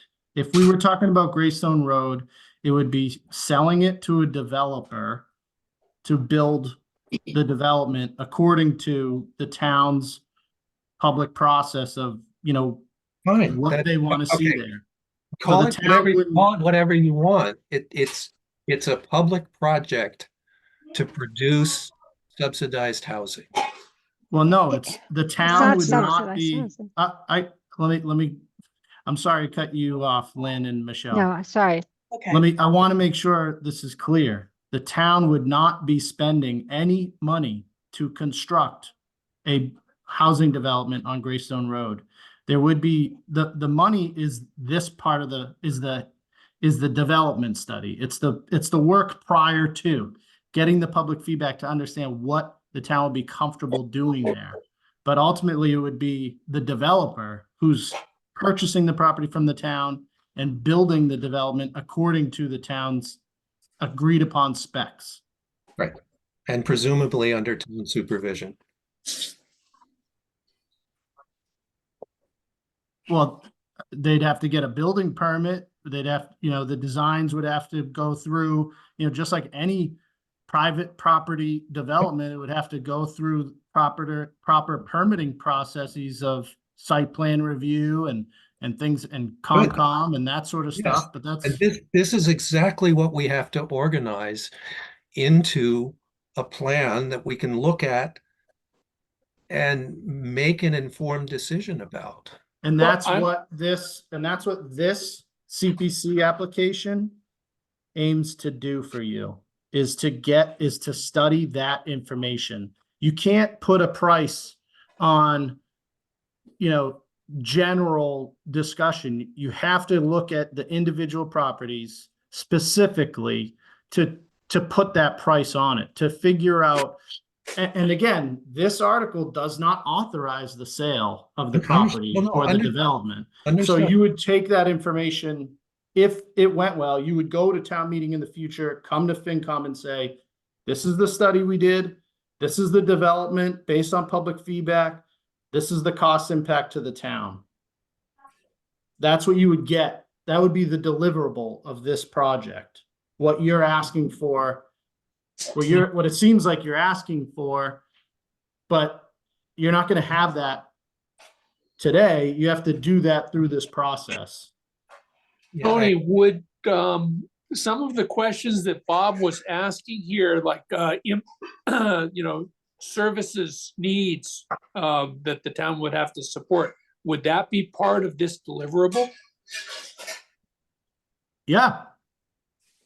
Yeah, I think it would. I mean, but again, I don't think it's hard to anticipate or say what the ultimate project design would look like, but based on the public feedback that we got, and based on the size of this property, you're talking about less than 25 units. It's probably somewhere a mixture between senior and veteran housing at 80% median income on the market, on the affordable units. So you're not talking about adding 200 people to the town. And if it's senior living, you're probably not talking about adding, a significant burden to the school system either.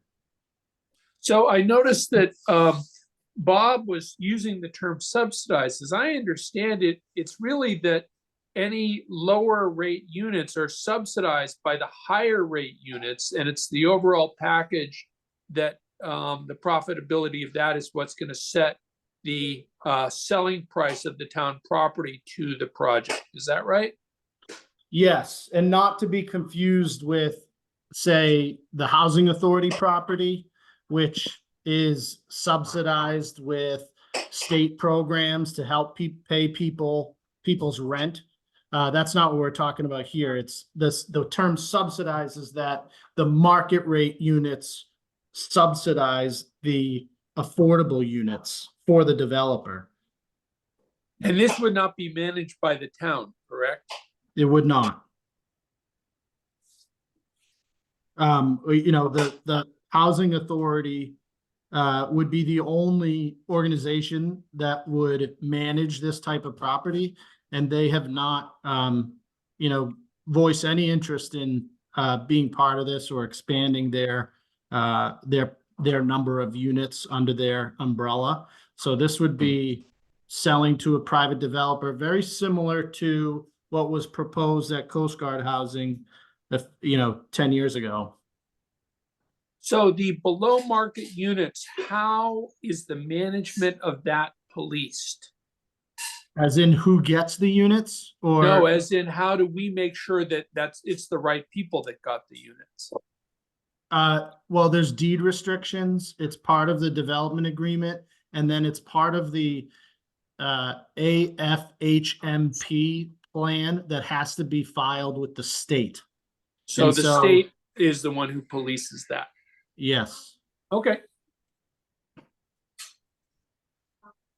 At the I end- mean, I hear a lot of Believe- hesitance to this. I think this is the kind of thing where we need to invest in developing the set of specifics so we can address all of those questions that Bob is asking.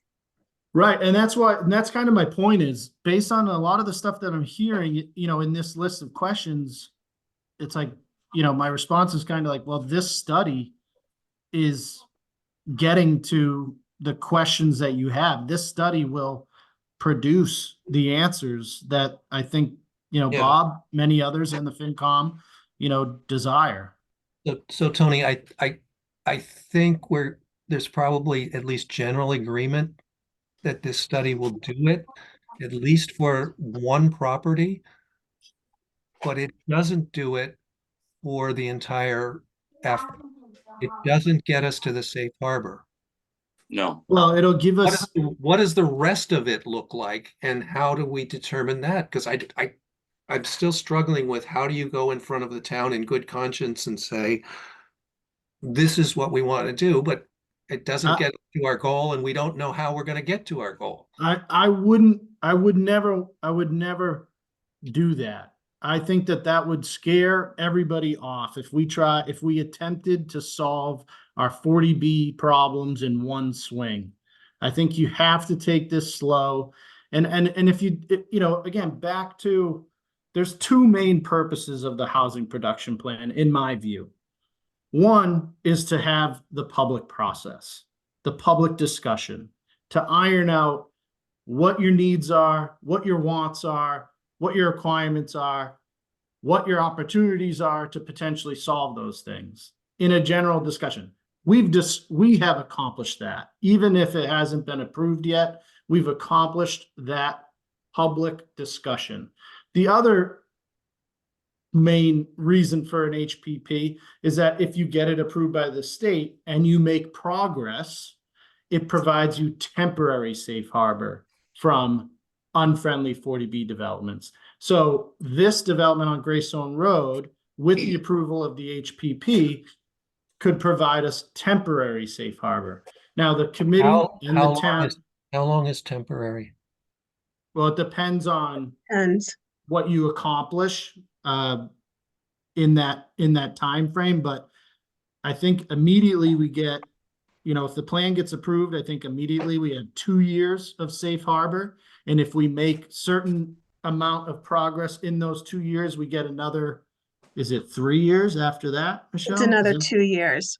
another 2 years after that? Yeah, to Well- move the SHI number from 2.98% up to the closer 10% number. No, I don't, you know, the town, the committee and the Are selectmen. we back to the number of units thing again? Well, that's No. how the SHI is looked at, is the number of units. Right, so temporary safe harbor under the Sure. umbrella of the HPP can be accomplished through the development of units. However, it doesn't handcuff us to accomplishing complete safe harbor or our 40B overall requirement to do it by units, but it'll allow us to get temporary safe harbor through units. This is why we need to look at the whole thing. But we're never, Agreed. Bob, we're never gonna reach the full 10%. And I gather that's why we've chosen the acreage approach. Yes. Yes, Okay, which is fine. So the way I'm starting to understand this is you earn temporary safe harbor based on number of units, but in our case, permanent safe harbor will be based on acreage. if we can accomplish it, but temporary safe harbor is also the plan What do being you- approved, what do you adopted and approved. What That's do you mean step by one. if we can accomplish it? the state has to approve The it. state has to approve the GLAM. So we're not certain, oh, We have to apply for it. We have to show that based on a certain number of criteria, we've made progress. We are, slightly under the acreage, but are restricted by Nahant's uniqueness in terms of what's available for land. And hopefully they will recognize that. I'm gonna keep coming back to it. This is why we need to develop, call it what you want, I'm calling it a master plan that lays all this out. The That master People plan is can gonna sit there identify, and make an informed decision. well, the But I think to master plan, Tony's point, this project that we're talking about, proposed project, to do the design guidelines with all of the necessary specifications, not just the property, but the financial piece, which we're adding on now, is gonna give us that baseline that folks are looking for. Because we're targeting one project, which is, going to help us meet the GLAM as well as set that stage in terms of what we're going to be looking at from the financial piece that everyone is so in tune for. let me try it a different way. The HPP identified development opportunity sites. Those sites were then ranked based on Understood. developability and criteria. The Understood. lowest hanging fruit, the best option is Greystone Road. It ranked the highest out of all of them. No, I understood. The Absolutely. others are more challenging. Right. They're more That's- challenging for a that's- number of different reasons. That's kind of the point is we can develop this and we're going to still be having ourselves in a quandary of how do we get there? We don't. Yes, but we're only an acre away at that point.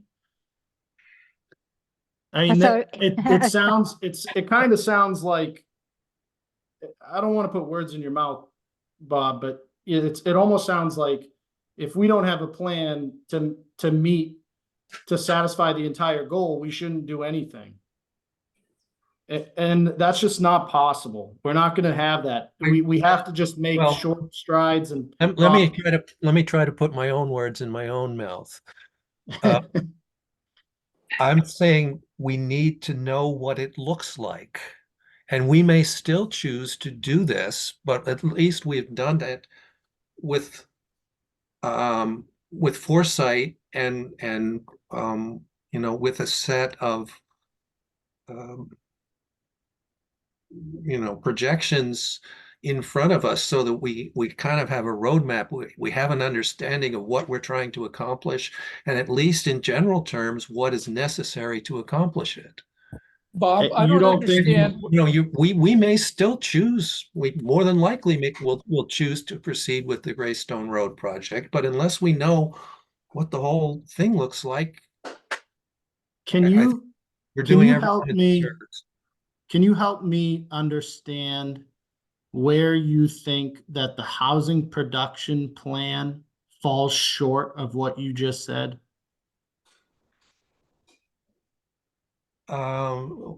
It does not address, as far as I can tell, any of these questions.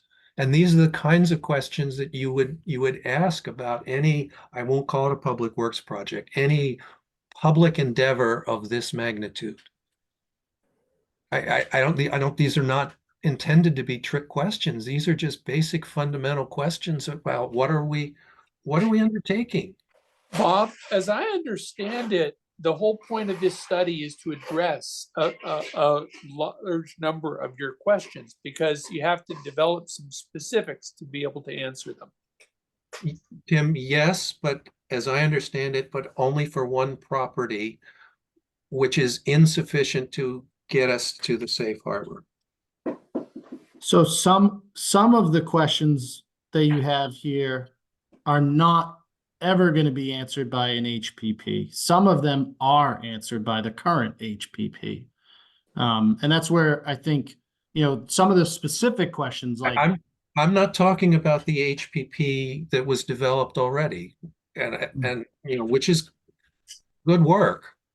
And it's a start, but as you said, it's high level and it's a general and it's more a statement of direction and intent than an actionable plan that lays out, look, here's our goal, here's how we're going to get there. Here are, here's what we think would happen, or maybe here are two scenarios by which we could achieve that. And at a high level, here are the costs tied to it. But you could, what is the strategy for achieving safe harbor? It talks in the housing production plan, the number of units and or the acreage that we would Which need one? to meet. Which one are we going to choose? And We said we were gonna choose the glam. fine, Yeah. put it in the plan. It says it in the plan. I don't think it does. I think it describes that there are two approaches, but I don't think there's any. The plan, no, So- it, so it wait a doesn't minute, say it. It does not say that exclusively in the plan, because the plan, the HPP is going to the state for state approval. Fine. They're not going to, accept that type of level of detail with this housing production plan. That's something that, you apply for in the future. Well, and the other So- point is also is the direction from the Board of Selectmen after the plan is approved. So that's what we're missing, that's what's absent. Well, Right. there is kind of a difference though. And what Bob's asking is, there's a difference between, the plan needs to be approved by the state. What's been discussed locally during the housing production process and what the housing subcommittee intends to pursue and what the Board of Selectmen are interested in pursuing is different, right, than what is in the plan, because the plan needs to go to the state for state approval. Mhm. So in other words, we're not going to put in the plan that, we're just trying to build housing for Nahant residents. It would never get approved by the state. Right? So there is a little bit of there is intentionally a little bit of a stretch between what the town's intent is and what the plan states for the purpose of getting approved by the state. Right, We yeah. have the ability to live within those limits. And as the Board of Selectmen, town meeting have the ability to, act on those in the way that the town wants to. So there is a little bit, of some stuff that you want to see in the plan, it might not be in there because it's not something that would be accepted by the state. But you are getting the intent of the town through the public meetings and what the committee and the Board of Selectmen are saying.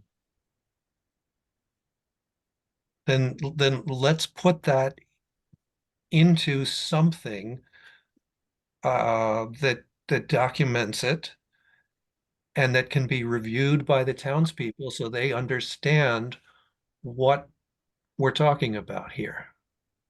We're talking about the first step. I think, and I'm going to try to put words in your mouth now, Tony. Okay. Michelle, I think what we're saying is this is the first step in our pursuit of the GLAM, the acreage safe harbor test. I heard someone say tonight that it may not be possible to achieve the remaining acreage, and there was some consideration of using our experience with this first project to go back to the state for reconsideration or special consideration. I can't make this up on the spot, but this is what we have to lay out. Right. So I guess, to try to, my proposal would be to take this article and repurpose it, or maybe it's to do this both for the Greystone Road proposed project. It's not a project, whatever you want to call it. Yeah. And for the whole thing. and to achieve ultimate permanent safe harbor. So are you saying create a CPC article that looks at an end-to-end subsidized housing master plan? So Yes, I'm so we would saying articulate, wait a minute, let me finish, Bob. Yeah, So we yeah. would articulate design guidelines for all town-owned property? No, we can't do design guidelines, but we can lay out what we think it looks like. So I We're feel like going we're to- we're expanding going the to use- scope of this article. And that's what I'm concerned about. And when we add scope, we're adding costs.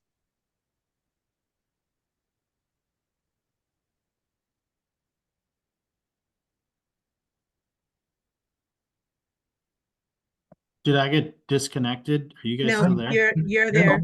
You're there. Oh. Nobody, there was a silence there. Yeah, I think we're being pulled. I mean, the first time we met and talked about this, I think what lacked in this article was specificity and focus. Yes, So it's Um, better. and so I'm uneasy about general, going in the other direction. But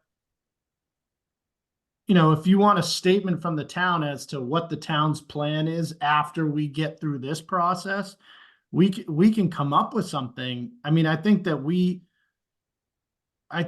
the way that we're looking at this is we need to make short strides. There are other public properties listed as development opportunities in the housing production plan. Mhm. But one of them is the Coast Guard housing, which I don't want to even get into because it just quickly turns people away because of how difficult it was to get that process through town Yep. meeting. Yep. The other is really challenging developable land off of Fox Hill Road. It's 4 undeveloped lots behind like where Rob Thibault lives. Yep. And that's all conservation, wetland, like really, really hard to develop land. Yep. There's what is the other public property on there?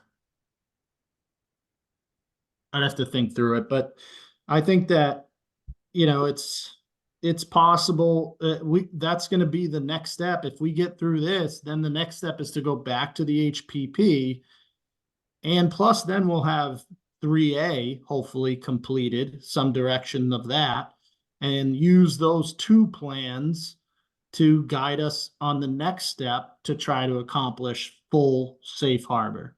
Right. And I you were just doing on the fly what I've been asking for.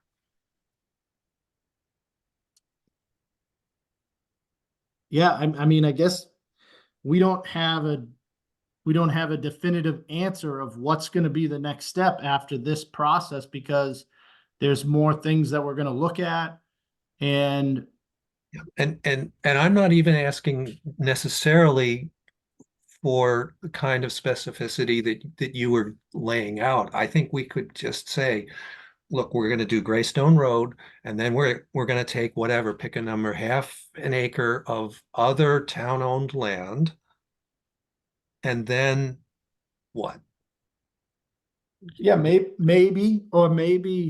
it could be every property listed as development opportunity sites after Greystone Road. I feel like there's a large drop off in developability and other challenges Yes. that they were ranked by. So Yes. it's possible that at that point,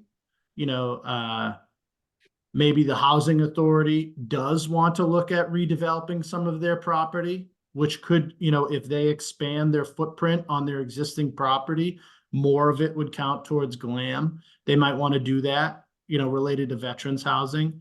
It's Mhm. possible that a private property owner comes to the town and says, hey, I want to redevelop my property. It's possible that, Yes. Yes. Bass Point Apartments comes and says, I'd like to add a few more units here. If you zone this multifamily under 3A, I would be able to do that. And the town could come back and say, okay, but X amount of them have to be affordable.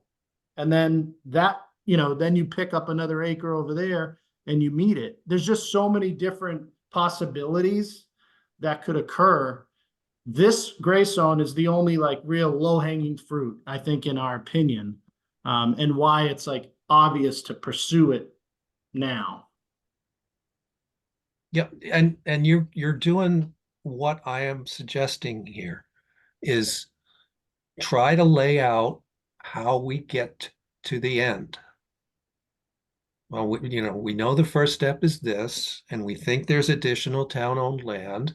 And after that, we would be looking to partner, whatever it is. I'm not gonna, we can't do it tonight collectively. And I don't think it's the finance committee's role to do that. But anyway, so that's where I'm at. So my proposal in all of this was that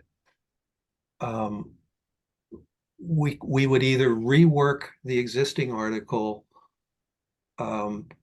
with some additional clarification on it and also some whatever preconditions. So yes, we can do this, but a precondition would be that the existing HPP has to be approved by the Board of Selectmen and by the Planning Board.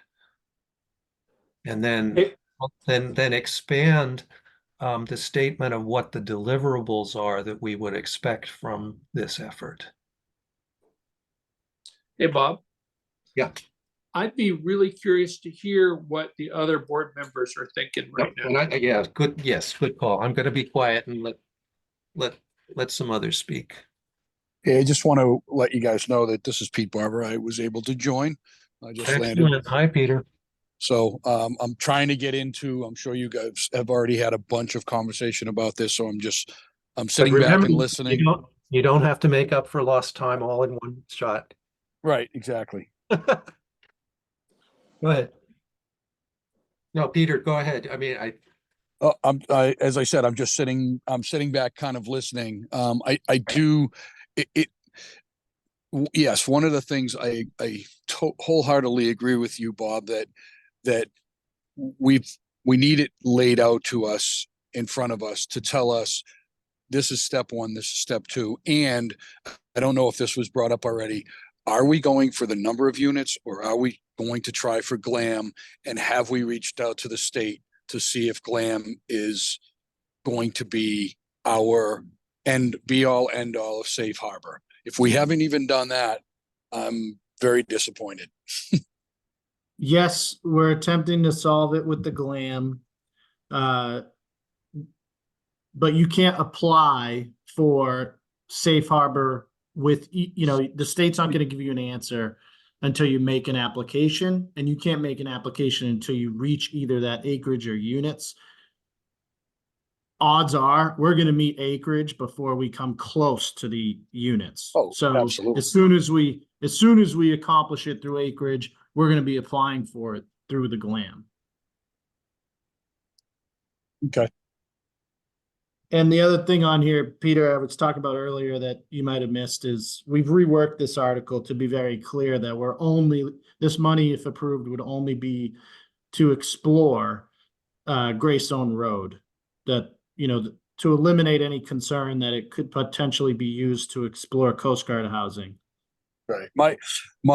My thought process on Coast Guard housing is we're already moving in a direction. We don't have another warrant article to change the direction we're going in. So how can you even consider even a partial part of that until we know what we're actually doing with the Coast Guard housing? But you can't take it in and use the whole acreage because and well, at least I think we're going to be at some point auctioning off at least some of those lots to pay the note, which means we can't use the whole thing. So that was my kind of concern about taking that out of play, if you will. Mm-hmm. But that's the Greystone Road, at least focusing on an individual site, makes a whole lot of sense, or a lot more sense than the other plan. Mhm.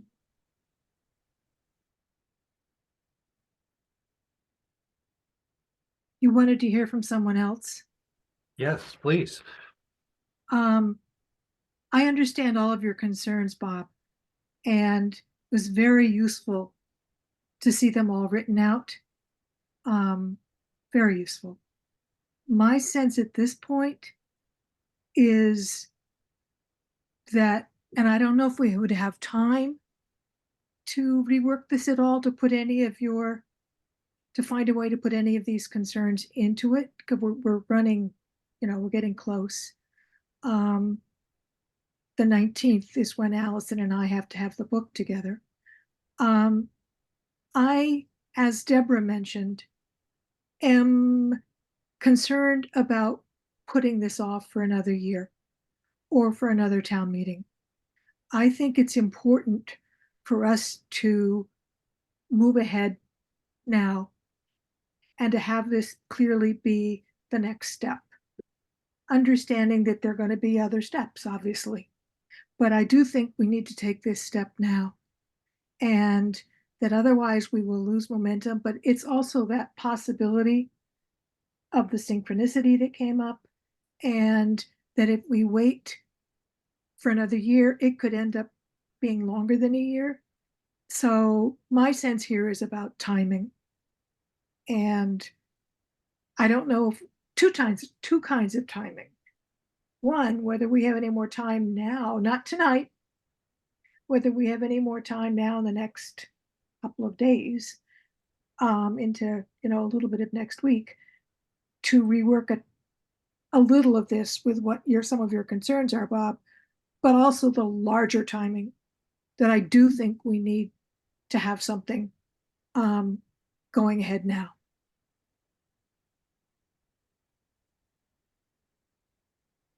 Can I ask why? I'm Is it simply because if we hold off, it's just gonna be another year? Or is We'll there run some out of other? time with temporary safe harbor on the approved I'm, housing I- production plan. I'm sorry, but I didn't ask you. I was asking her opinion. asking me, Barbara. I'm asking you. Yes.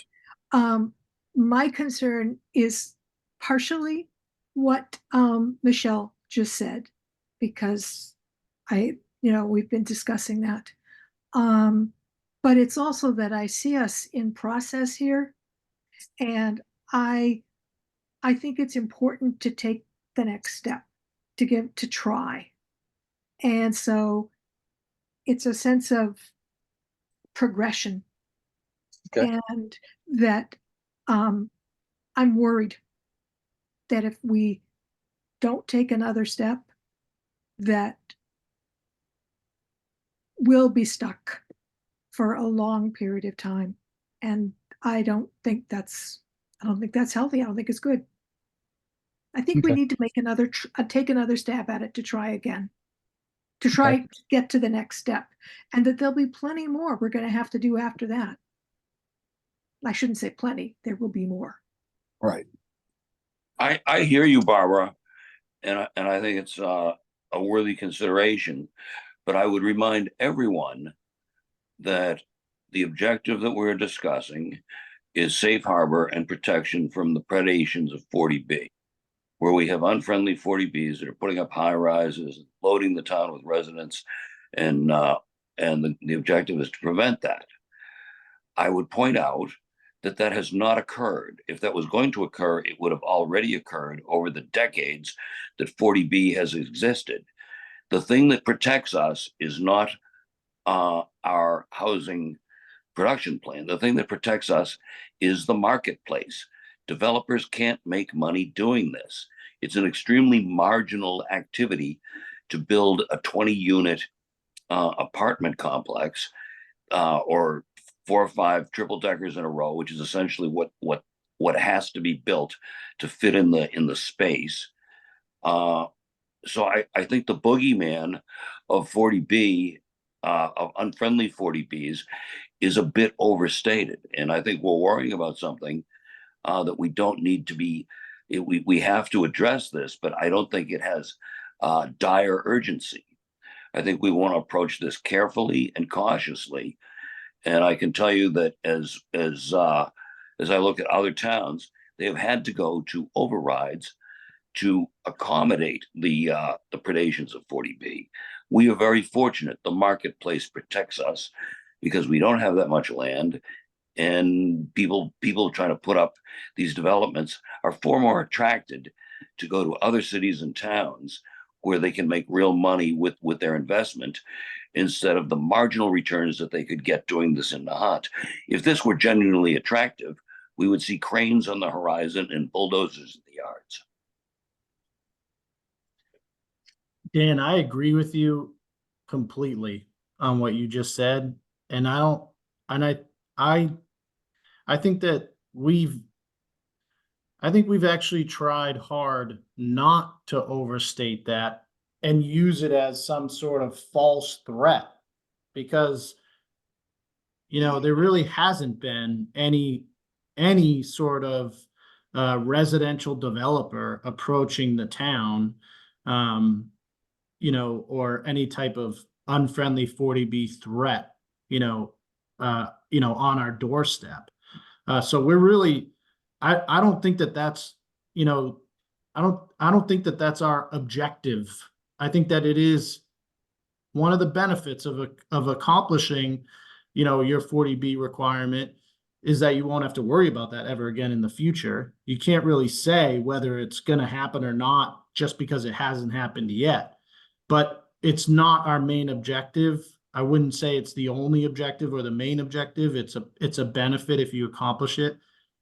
The other objectives are what I talked about, and things that we heard during the public process is that there are housing desires by the residents of this town. There are needs, you know, revenue needs as well. And there's a way that we can attempt to accomplish those things without drastically changing the fabric of the community. That's why, you know, when I said the two main goals of the HPP are the process and the temporary safe harbor, I put a lot more value into the process. You know, if we, even without a housing production plan approved by the state, I still would believe in the importance of studying Greystone Road for a potential development to potentially bring it to the townspeople in the future. I think that at the end of that type of study, you'd be looking at a very, you know, a well thought out, favorable proposal that is drastically different from the, you know, criticisms and concerns that we're hearing at this point because we're at such a high level discussion with the HPP. Yeah. And that's what I mean by not wanting to stall. It's the process issue. We're in process here, and I want us to stay in process. Yeah, and I think there are more areas of agreement than disagreement at this point. I mean, to I me, think so too. what I'm hearing is really the only disagreement is I don't know who agrees with me that this study should not only study Greystone Road, but also include either a master plan or at least a statement of a couple of scenarios that would get us the rest of the way there. Right. So Yeah. I'm Even the not, steps, Bob. yeah. Even providing us with the next steps, like, hey, you've got this, and what's the next steps? Yeah. We could include that in some of the messaging on this article. I mean, obviously this one deserves a lot more narrative behind it. It sounds a lot more like it's the messaging and being able to answer these questions. It doesn't sound like it's disagreement, so to speak, as in let's explore this and get these answers. It sounds more so like messaging, right? Yeah. I got a question on the quote temporary safe harbor. Now, I did see in the housing production plan that, you know, once you get to a certain point, you need to start seeing, I forget, you know, incremental incremental additions, I guess, of housing towards your goal. But currently, coming up with the plan, it sounds like we get a quote temporary safe harbor for some period of time. What is 2 that period of years. time? Yeah, So 2 years, immediately. I'm just going to throw this scenario out there. The Board of Selectmen at their next meeting approved this housing plan. We now have a 2-year safety window of safe harbor to come up with the next step. And is it the next step, or is it building bricks and mortar? Just the only thing different, the Board of Selectmen, the planning board approve it, it then has to go to the state for approval. If the state approves it, we essentially have 2 years of safe harbor. That if any developer were to approach the state for authority to bypass our local zoning, the state would say no. The town has a housing production plan approved by the state. They're within their 2-year window. We're not going to give you that okay. Right. Then at the end of that 2 years, the state's going to ask us, what progress did we make? Right. And if we come back and we say, we have a plan to move forward with converting the property at Greystone Road into blah, blah, blah, does that then buy us an additional 2 years so that when they come back again, they say, okay, what have you done? Well, we've built 20% of those houses or whatever. I mean, I'm just trying to, to figure out and I'm not trying to stretch safe harbor out, but if we have 2 years, 2 years to get to the next step instead of, we haven't even got the first 2 years yet, and we're already looking to try and get down the additional safe harbor. Why not use the 2 years, or at least a partial of the 2 years, to move us in the next, to the next step? The way that it's described is that at the end of the 2 years, they ask you, what have you achieved? If you have built, if you've built 0.5% of units in those 2 years, you get, I think it's another year. If you built 1% additional units in those 2 years, you get an additional 2 years on top of that. And that percentage is of your goal, not of the total town. No, it's the SHI. It's the total town. So Okay, what's so the SHI, one half please? of 1% of the total town. Yeah, okay, got it. Yep. So what The is SHI SHI, says please? subsidized housing inventory. Okay. So, like I said, if let's say Greystone Road is 20 units, depending on if it's rental or if it's ownership, the amount of units built count towards SHI. If they are rental, and the way I remember this, or the handy tip to remember this, is that it's based on the deed restriction. So if it's a rental development, there's one deed, and there's a deed restriction for 25% of those units to be affordable, but 100% of those units count towards SHI, even though 75% are are market rate. If it's to sell as like condos, or condos or individual townhouses or something like that, then only the deed restricted properties, the 25%, would count as units towards the SHI. And those numbers would also count towards this progress evaluation under the temporary safe harbor process.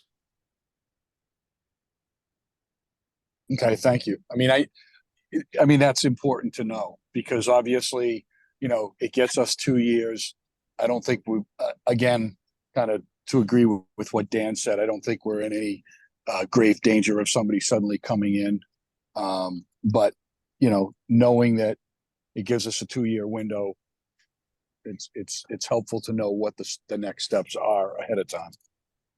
So 1% is what, 16 units? Is that right, Michelle? Or No, I thought the 0.5% was 8 units and 1% was 15 units, but I'm okay, pulling up the Yeah. plan now to find out.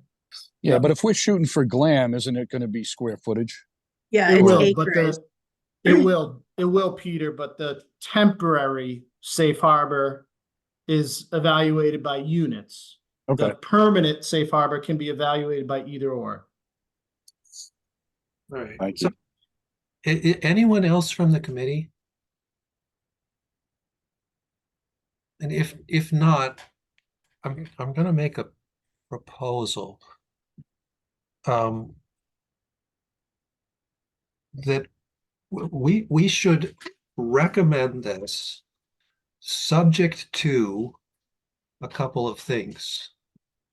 Subject to one, before anything happens, before we spend any money or authorize anything, the existing HPP has to be approved by the Board of Selectmen and the Planning Board. That's one. Two, that we do the study specifically for Greystone Road as was contemplated by this. And that should answer a lot of the questions in my list as they apply to Greystone Road. And three, that it also include one or more scenarios that would carry us the rest of the way, that would carry us to the permanent safe harbor. I would caution on that, Bob. My one concern of the unintended consequence that's looming here is the idea of building affordable housing on some of the lots at the Coast Guard station, the Coast Guard property, will have a tendency to depress and chill the sale prices of those lots, which are going to go to sale very shortly. Right, but there's nothing in what I propose that said anything about that. I mean, unless that is the scenario that the consultant chooses. Well, as we're going for But glam, I agree with you in principle. Is what you said is absolutely correct. Yeah. yeah, I just think if we have a strategy, and the strategy is glam, and it's the only strategy that might work. And in the interim, we kind of have a pretty good guess that we're not going to get 66% of the town to reevaluate the go forward plan that has already been approved for the Coast Guard housing. If there's a way that we can make it manifest that Coast Guard housing will never be part of this, never be considered as absolutely excluded, it's going to prevent reduction in the sale prices of those lots. Nobody wants to buy a lot next to a place where a medium-sized apartment complex is going up next to your dream home. So I don't know the answer to my question, but my question is, how do we make it manifest while we're in the process of selling these lots that we will not diminish the value of the lots to the buyers by building a large, an apartment complex? But this is talking only about Greystone Road now. Yeah, I was And going to I say, yeah. and I do think that specificity is very important. And so I'm very glad to see that it has become focused on that one property. So, Dan, I hear what you're saying. I think, though, that the point of this now names Greystone Road as being what this article is addressing. I think that's my understanding. Right, that takes care of it, but the This to include that kind of a statement. But the other isn't it thing the- on Hang on. sorry. Go ahead. I was just going to say the other thing, just a quick point of order or information when it comes to the Coast Guard housing. Dan had kind of alluded to building an apartment building or whatever. The way that the town meeting vote is that the sale of that property will be done using alternating lots over 2 years. There is no way to literally build a large multi-unit, building when you have alternately sold those lots. I don't know if that means the selectmen at some point would stop us halfway through once we've collected enough money for the note, but it makes it awfully difficult to do that when alternating lots are being sold. So just kind of a point going, not to disagree with you, Dan. I'm just pointing out the fact that it would be very difficult for the town to be able to build a large building in that space because of the way those lots have to be sold off. That's a well-crafted plan, and that's certainly protecting us now. I just think that we want to underscore that because those lots are going to sale in the next month or two. Yeah, and that may be the kind of thing that that comes out in the oral presentations at town meeting. And we can make it extra clear in the messaging, if it's a supporting statement, if it's a narrative that's an appendix or whatever, that the intent of this article is solely for Greystone Road. So Tony, to that point, that is solely for Greystone Road, rather, the article currently says to examine the locations plural. Can you actually change the last half of that sentence in the articles to specifically say Greystone? Yes. Yes. Here, let me put that. Actually, I've been Excellent, rewriting Melanie. this. Yeah, good. Thank you. Thank you. I've been rewriting this as we've been talking, quite honestly. So Hey, I also want to bring up something that I noticed, and I don't know.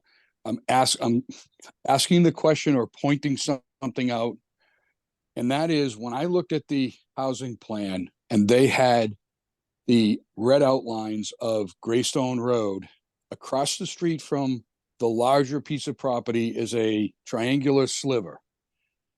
I don't recall what year it was, but I do recall it was a few years ago that a piece of property, a sliver of property in a triangular shape, was given to Frank Cardilli and his family.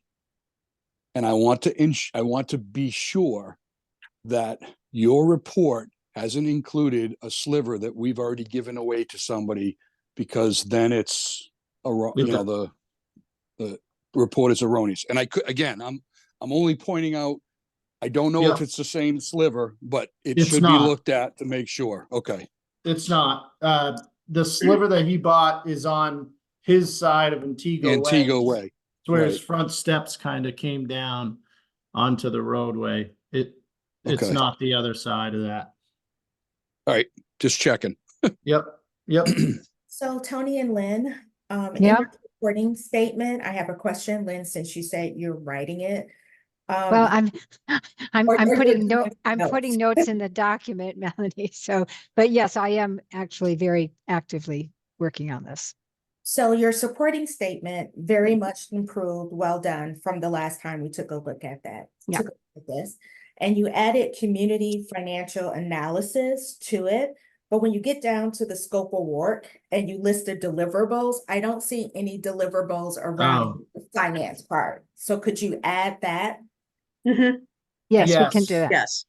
And That's because it kind of came later. It was Thursday morning that I talked to Davis Square about adding that piece to the scope, and these bullets came prior to that. So sorry, that's just an oversight. We can add that. so, and I've also added, it's going to study the number of units in the proposed layout, the ratio of affordable units and their distribution, which is going to be 25% of the total number of units, the management of affordable housing lottery and the selection, financial implications and functional concerns, impacts on schools, on the school and town services. Some of the things that I've captured in listening to this conversation. So I think I think local preference might be in there. No, we can't include local preference. That would be an application. We'd have to wait until we actually have a development agreement in place. And so Bob, I've just used a management of the affordable housing lottery and selection is one of the things that will be included in this report. Yeah, I'm sure we'll explore it. It just won't, a deliverable won't be the application because Right. we, No, but we should, But yeah. but you'll describe the whole management and how that process takes place. So Will- it is very clear to people. Yeah. will we know what portion of them could be available for local preference? Could be, but it would be subject to approval by the state. Okay, that's fine. Then that should be there. Mm-hmm. Bob, I just, I'm just a little concerned about a condition being linked to the approval of the HPP. As I said, I do think we're going in the right direction there. That vote's gonna happen at the end of the last week of April, so this book will have gone to print, but the vote will be taken prior to town meeting. This discussion and the HPP discussion is already extremely challenging. You can see from this discussion tonight how challenging this is. We're fighting a lot of hurdles on the other end, trying to clear up misconceptions and concerns and Can- things of that nature. I'd just be nervous about it being Could we linked. add it? Could we add it to the supporting statement? Yeah, I would. Rather than to Certainly. the article itself? Yeah, yep.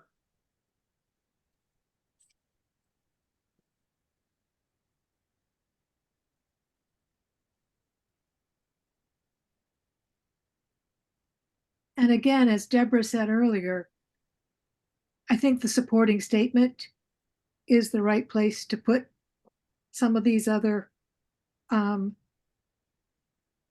assuage some of these other concerns and some of the other details, because this is already very long.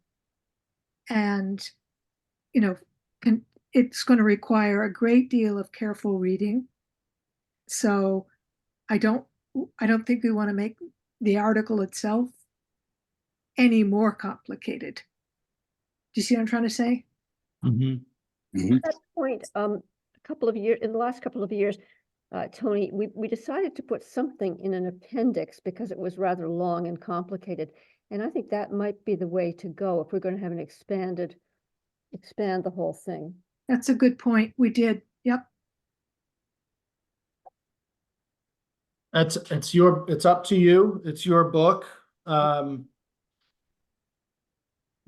You might want to have some small abbreviated comment right under the article that then says, look at appendix X, for more information or something. And then, also I'm gonna, as you guys know, I do those pre-town meeting informational sessions on all the warrant articles. I suspect there's gonna be one dedicated purely to this article.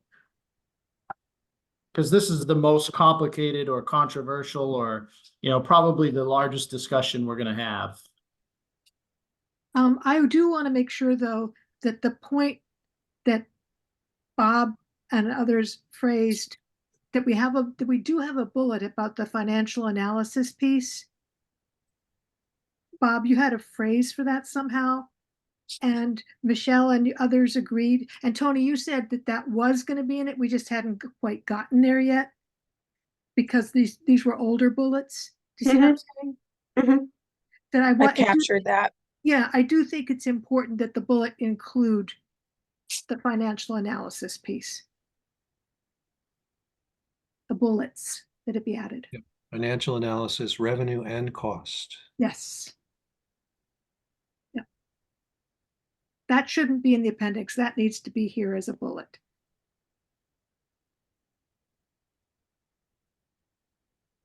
We could expand on it in the appendix, but I think that's important to have that in the main article. Yeah. I mean, I just got to express a little bit of frustration because as I understand it, the proposal here is the kind of thing that the finance committee should be jumping for joy that they're going to do this kind of detailed research and planning to allow all of that kind of ancillary critical information before like going out to a bid or anything.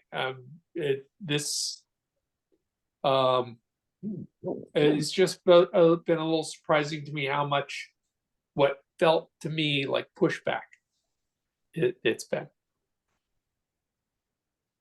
Well, where we are now is Bob had put forward a proposal. That proposal is different from a motion. Right. And I mean, historically, I have refrained from making motions myself, although I'm technically not prohibited from doing so. Does anyone on the committee want to put forth a motion on this? But can we have a motion about what we see as an article that's going to be a little bit revised, or do we need to wait for No, Thursday? I mean, we could also say, look, we'll wait until we see the revision. Yeah, I move to table until we see a revision that I addresses. agree. I don't want to vote on anything that I haven't seen. Right. I think we should see a revision by Thursday at our next meeting. All right, so in the interest of keeping this clean, does somebody want to make a motion to table until? I will make a motion to table, I'll and second it. thank you. So made and seconded, roll call vote, Dan? Aye. And to be clear, this is a motion to table discussion until we see a draft, a new draft, hopefully on Thursday night. So Dan, Aye. Jim, Nay. okay, Deborah, Melanie, Aye. Barbara, I Bob votes aye. So it's what? Um, Oh, Peter, sorry, you're not on. well, and yeah, I vote aye. Okay.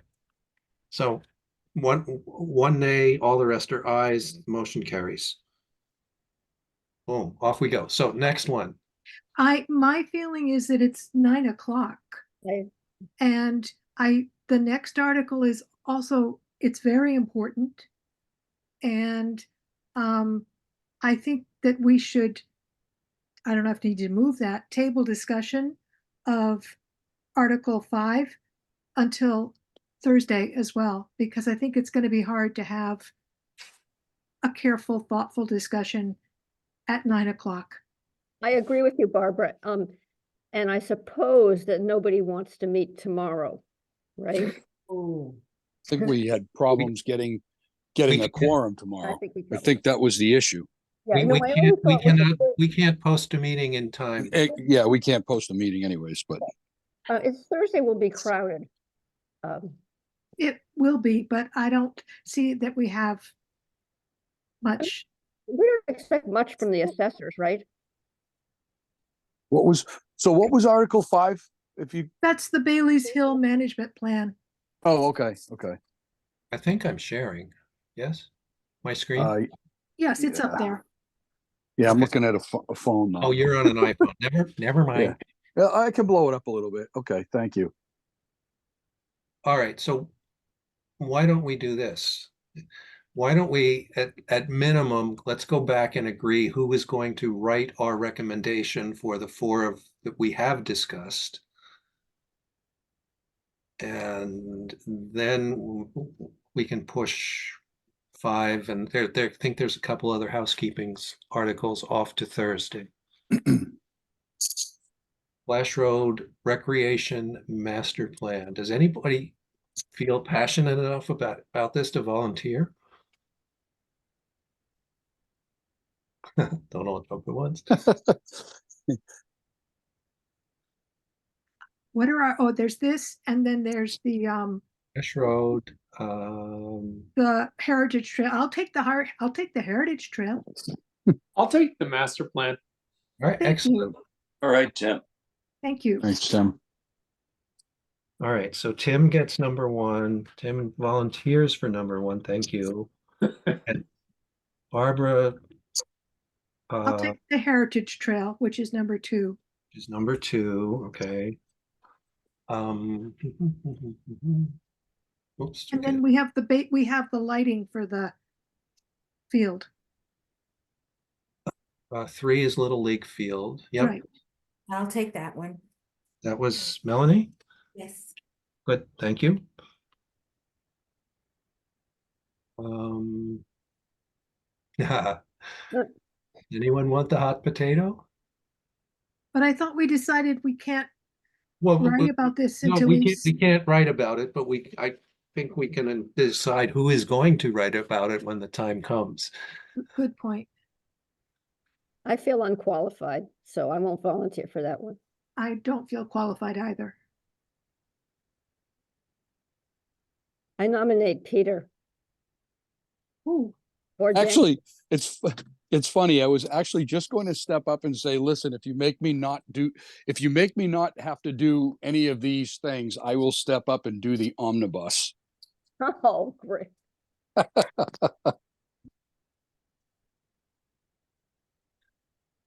So your call. Somebody has to do the omnibus, and it's always been kind of a long, drawn out one. I would read the omnibus if I didn't have to do a lot of this preparation stuff. I'll read the omnibus any day. That's just massive. and Deborah, you and I could split the omnibus even Bad idea. there because it's long. Yeah. Why don't we Yeah, do that? You do half, I do half. And then Peter, you're on this. Yeah, but I don't. Well, at this point, I'm not in 100% agreement, so I don't know that I would feel comfortable writing a recommendation if I'm not wholeheartedly Okay. like, you know what I mean? I Your don't know until I see the finished product next week. So Right. I don't want to commit to it if I'm not. No, I get that. Totally Well, get it. Peter, I'm in exactly the boat that you're in right now. So I won't volunteer to do both the housing and the master plan.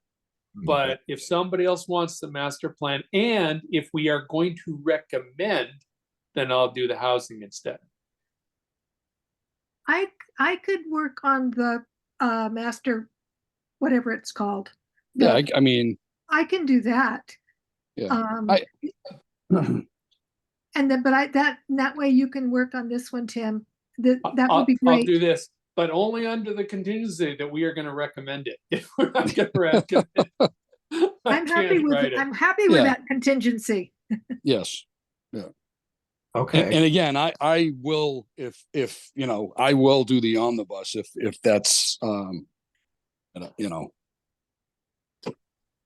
Deborah and I said we'd split it. Yeah, I don't know. Yeah, I don't know that it's ever been split, and I don't think it's a problem, but I wouldn't be opposed to doing the whole thing. So, Well, maybe just as a show of unity, we should split it 6 or 7 ways. There you go. It's a little complex, don't you think? It would Yeah. take a lot of choreographing. All right. Yeah. So I think what I've got right now is Tim's going to do this number for, assuming it is recommended. Barbara's going to do number 1 and 2. Oh, I'm doing both of them? I don't know. Yeah, I can do them both because they're right next to each other. yeah, Okay. The That's space is right next to each yeah. other. That's fine. All right. Melanie's going to do number 3. Bailey's Hill Management Plan. I'll do that one just to keep us moving. Thank So- you. I'll do number 5. I'll do that one. This I'll is do 6. Deborah's number 6. Okay.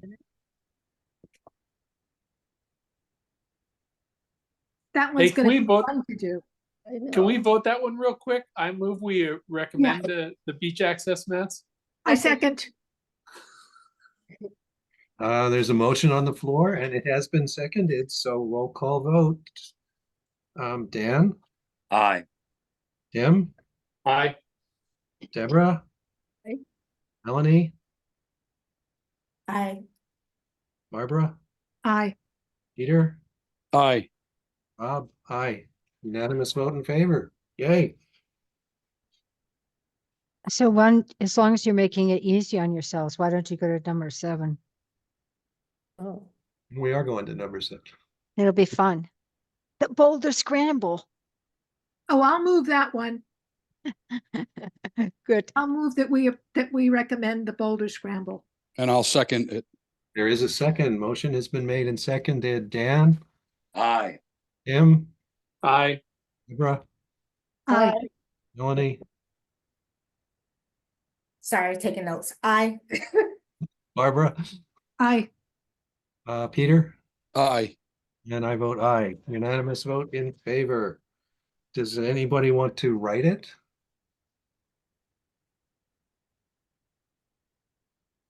I thought Barbara. I can do that one. Thank you. I'm already doing 2. Yeah, that's enough for you. Thank you.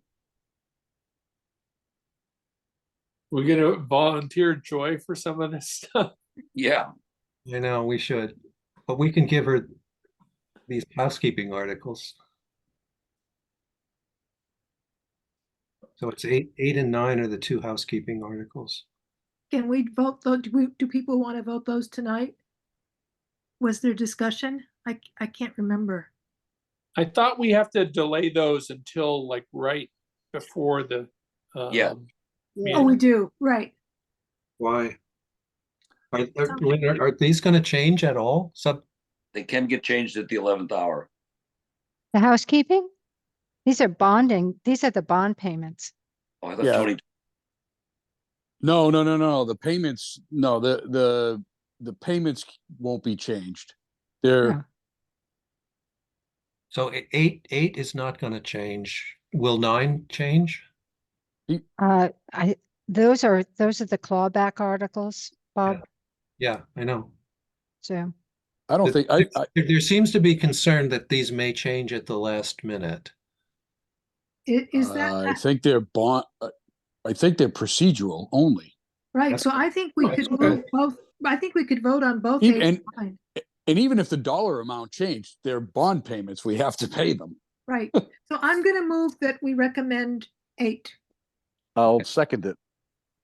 Right. And when you say 8, I'm assuming this is 8 in its entirety, sub-articles, A Yes, the through- housekeeping articles. Yeah, Yes. okay. So motion made and seconded. Dan, aye. Tim, Aye. Deborah, I, Melanie, I, Barbara, Aye. Peter, Aye. Bob votes aye, unanimous vote in favor. Is there a motion for? Yes, I'm going to move that we also recommend 9, the we call them clawbacks, but I guess what do you want to call this? The transfer a total of, I can barely read it, Unspent CPC funds. unspent CPC funds. Thank you very much. And do we even vote to recommend them, or do we just state that they're I guess we could look at the prior years, but I thought they were just procedural. we can still recommend them, can't we? I Yeah, think you do vote to recommend, and okay, these numbers won't change. And I think what we're gonna do is set you up with an article that's just gonna be the total dollar amount. And then the Good. supporting statement will have A through F described in it. So you don't have to Okay. read each one individually. Good, thank you. No, I don't think that's true, Tony. Oh, Did that change? No, I think it's all gonna be, so we used to separate it out into separate subsections, so each one was voted. I still think that this wording has to be there, but it can be a single subsection. But all of this has to be read in the motion? I believe so, yeah, because it's very specific about where you're moving the funds, what projects you're moving them from. Yeah. right. The article has to be read either as written or, as adjusted. But it has to be read. I move that we recommend this article so long as it is written in a way approved by town council. So I did send an email to council. I hadn't heard back yet. So I'll second Tim's motion. Yeah, and this is just, I think maybe because, I don't know, Tim, you've done this before. Long time Norm- ago.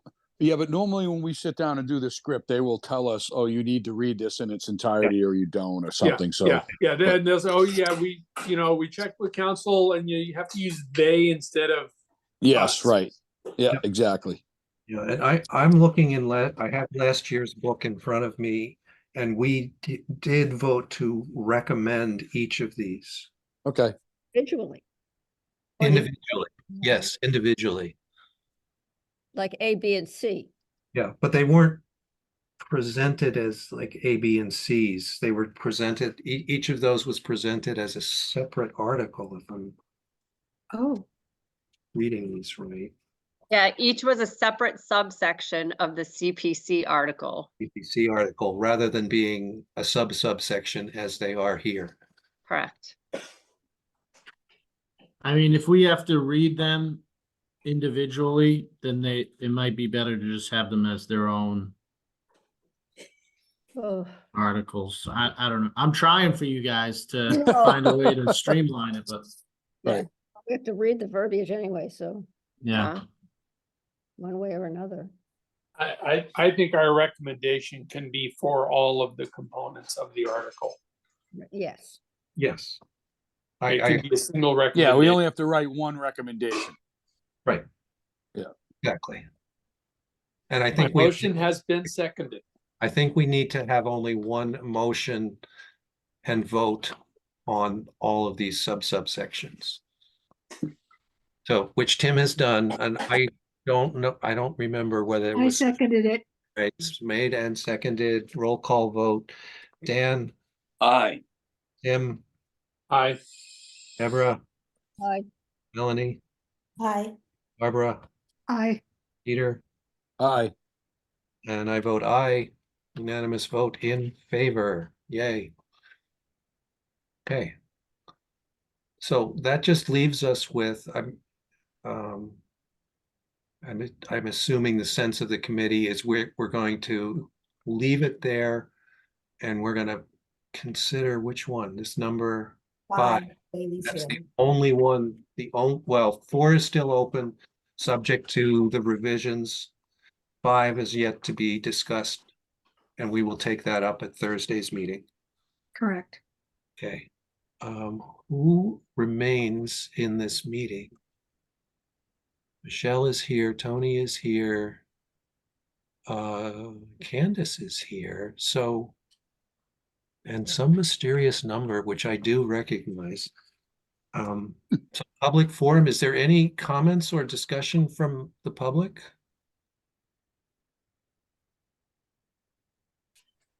No, then hearing, well, and I should note for Thursday's meeting, I ran into some trouble posting it. It is not going to be at 6:30, but it has to start no earlier than 7:35. So 7:30 meeting, and we'll just have a chat amongst ourselves until 7:35 on Thursday. Okay. What, do you want us to come on at 6:30 as usual and just chat? Or I don't understand. I don't think we can, well, we Yeah. certainly can have a Open public meeting. And I'd be reluctant to just have a chat because it might be construed as a public meeting. So you want us to start at 7:30? Yes, please. Before we, oh, never mind. No, go ahead, Deborah. Hey, Tony, are you still there? Yes. Oh, hi. I thought we had on Article 24, which I have to write up. You had some information you were going to get me. Do I remember correctly? This is the floodplain. Yes.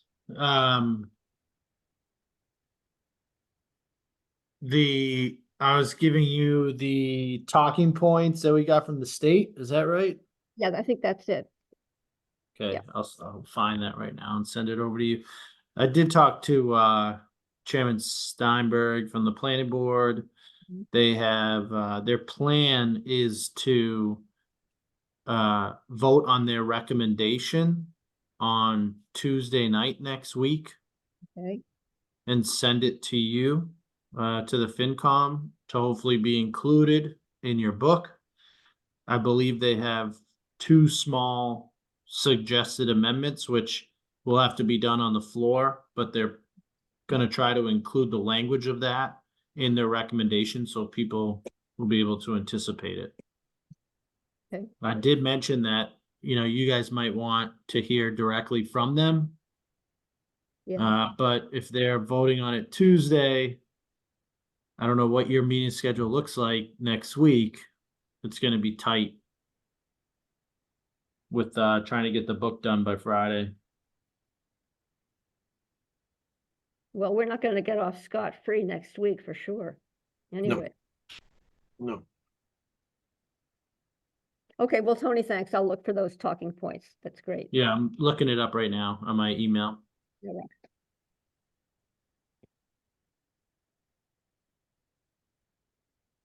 And it's sounding as if we are going to have our articles written by no later than a week from tonight.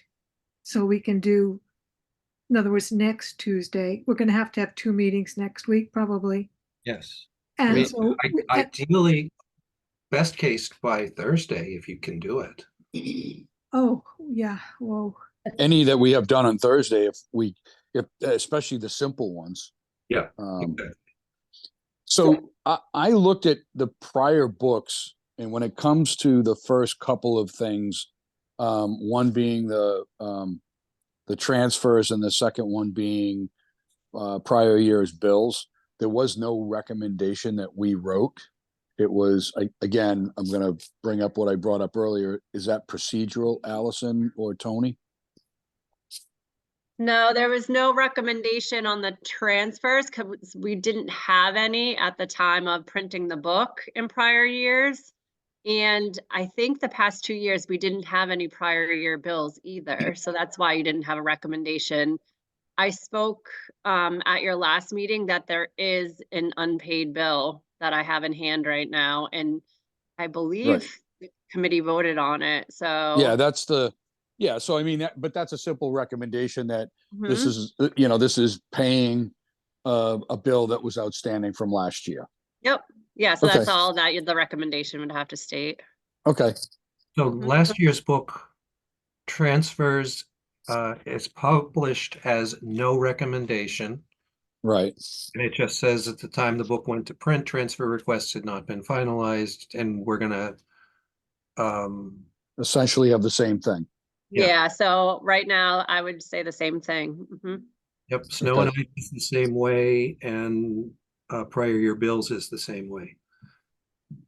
Okay. And if you want, I'll scan this page and send it to you. No, I think I have last year's book. Yeah, Allison sent it to us, I think.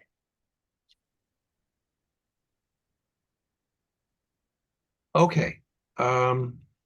We also have a cover letter to produce, Right. and I can take a stab at it, or at least produce like an outline of what the topics should be. That'd And be great if you do that, Bob. You've I will done that in the try to do that. past, Yeah, and I you will do a try- wonderful job. Thank you. Yeah. I'm thinking this year we should do it in iambic pentameter, though. Oh, great. That's, No, it was a limerick. Oh, even better. Oh, I like the limerick. you can get that AI program, I can't remember its name, to write you a sonnet about it. On it, yes, Chatbot. great. So that's the one. No It's called problem. Chatbot. Or just have them do the whole thing. Just have them do the, maybe do the whole. The whole thing with the whole book. ChatGPT. Okay. You want to put that in motion? No. Yeah, all right. There once was a town named Nahant. Da, da, da, da, da, da, da, da. At this point, I think a motion to adjourn is in order. before we go too stir crazy. So moved. Second, Okay, all in favor, Dan, Aye. Tim, Aye. Deborah, aye, Melanie, Oh. Aye. Barbara, aye. Peter. Did we lose Peter? Asleep. He was on a cell phone. He may have. Oh, right. No, he's still, Battery may have run down. he's still Yeah, there. mine's almost dead. All right. Anyway, I vote aye. So what is it? 1, 2, 3, 4, 5, 6 in favor, 1 no vote. I vote aye. Sorry, I was on mute. Unanimous vote in favor. Excellent. We are adjourned. Have a good night, folks. Good Yes, night. Hey, thank you. We need Thank to you all. and get thanks some to- sleep, Tim. Oh, after yeah. Thank you. Thank Yeah. you all. to Tony and Allison And and yeah, Lynn and Michelle, if she's still with us. thank you, thank you. Thank you, guys. Have a Thank good you. night. Good night now. Night.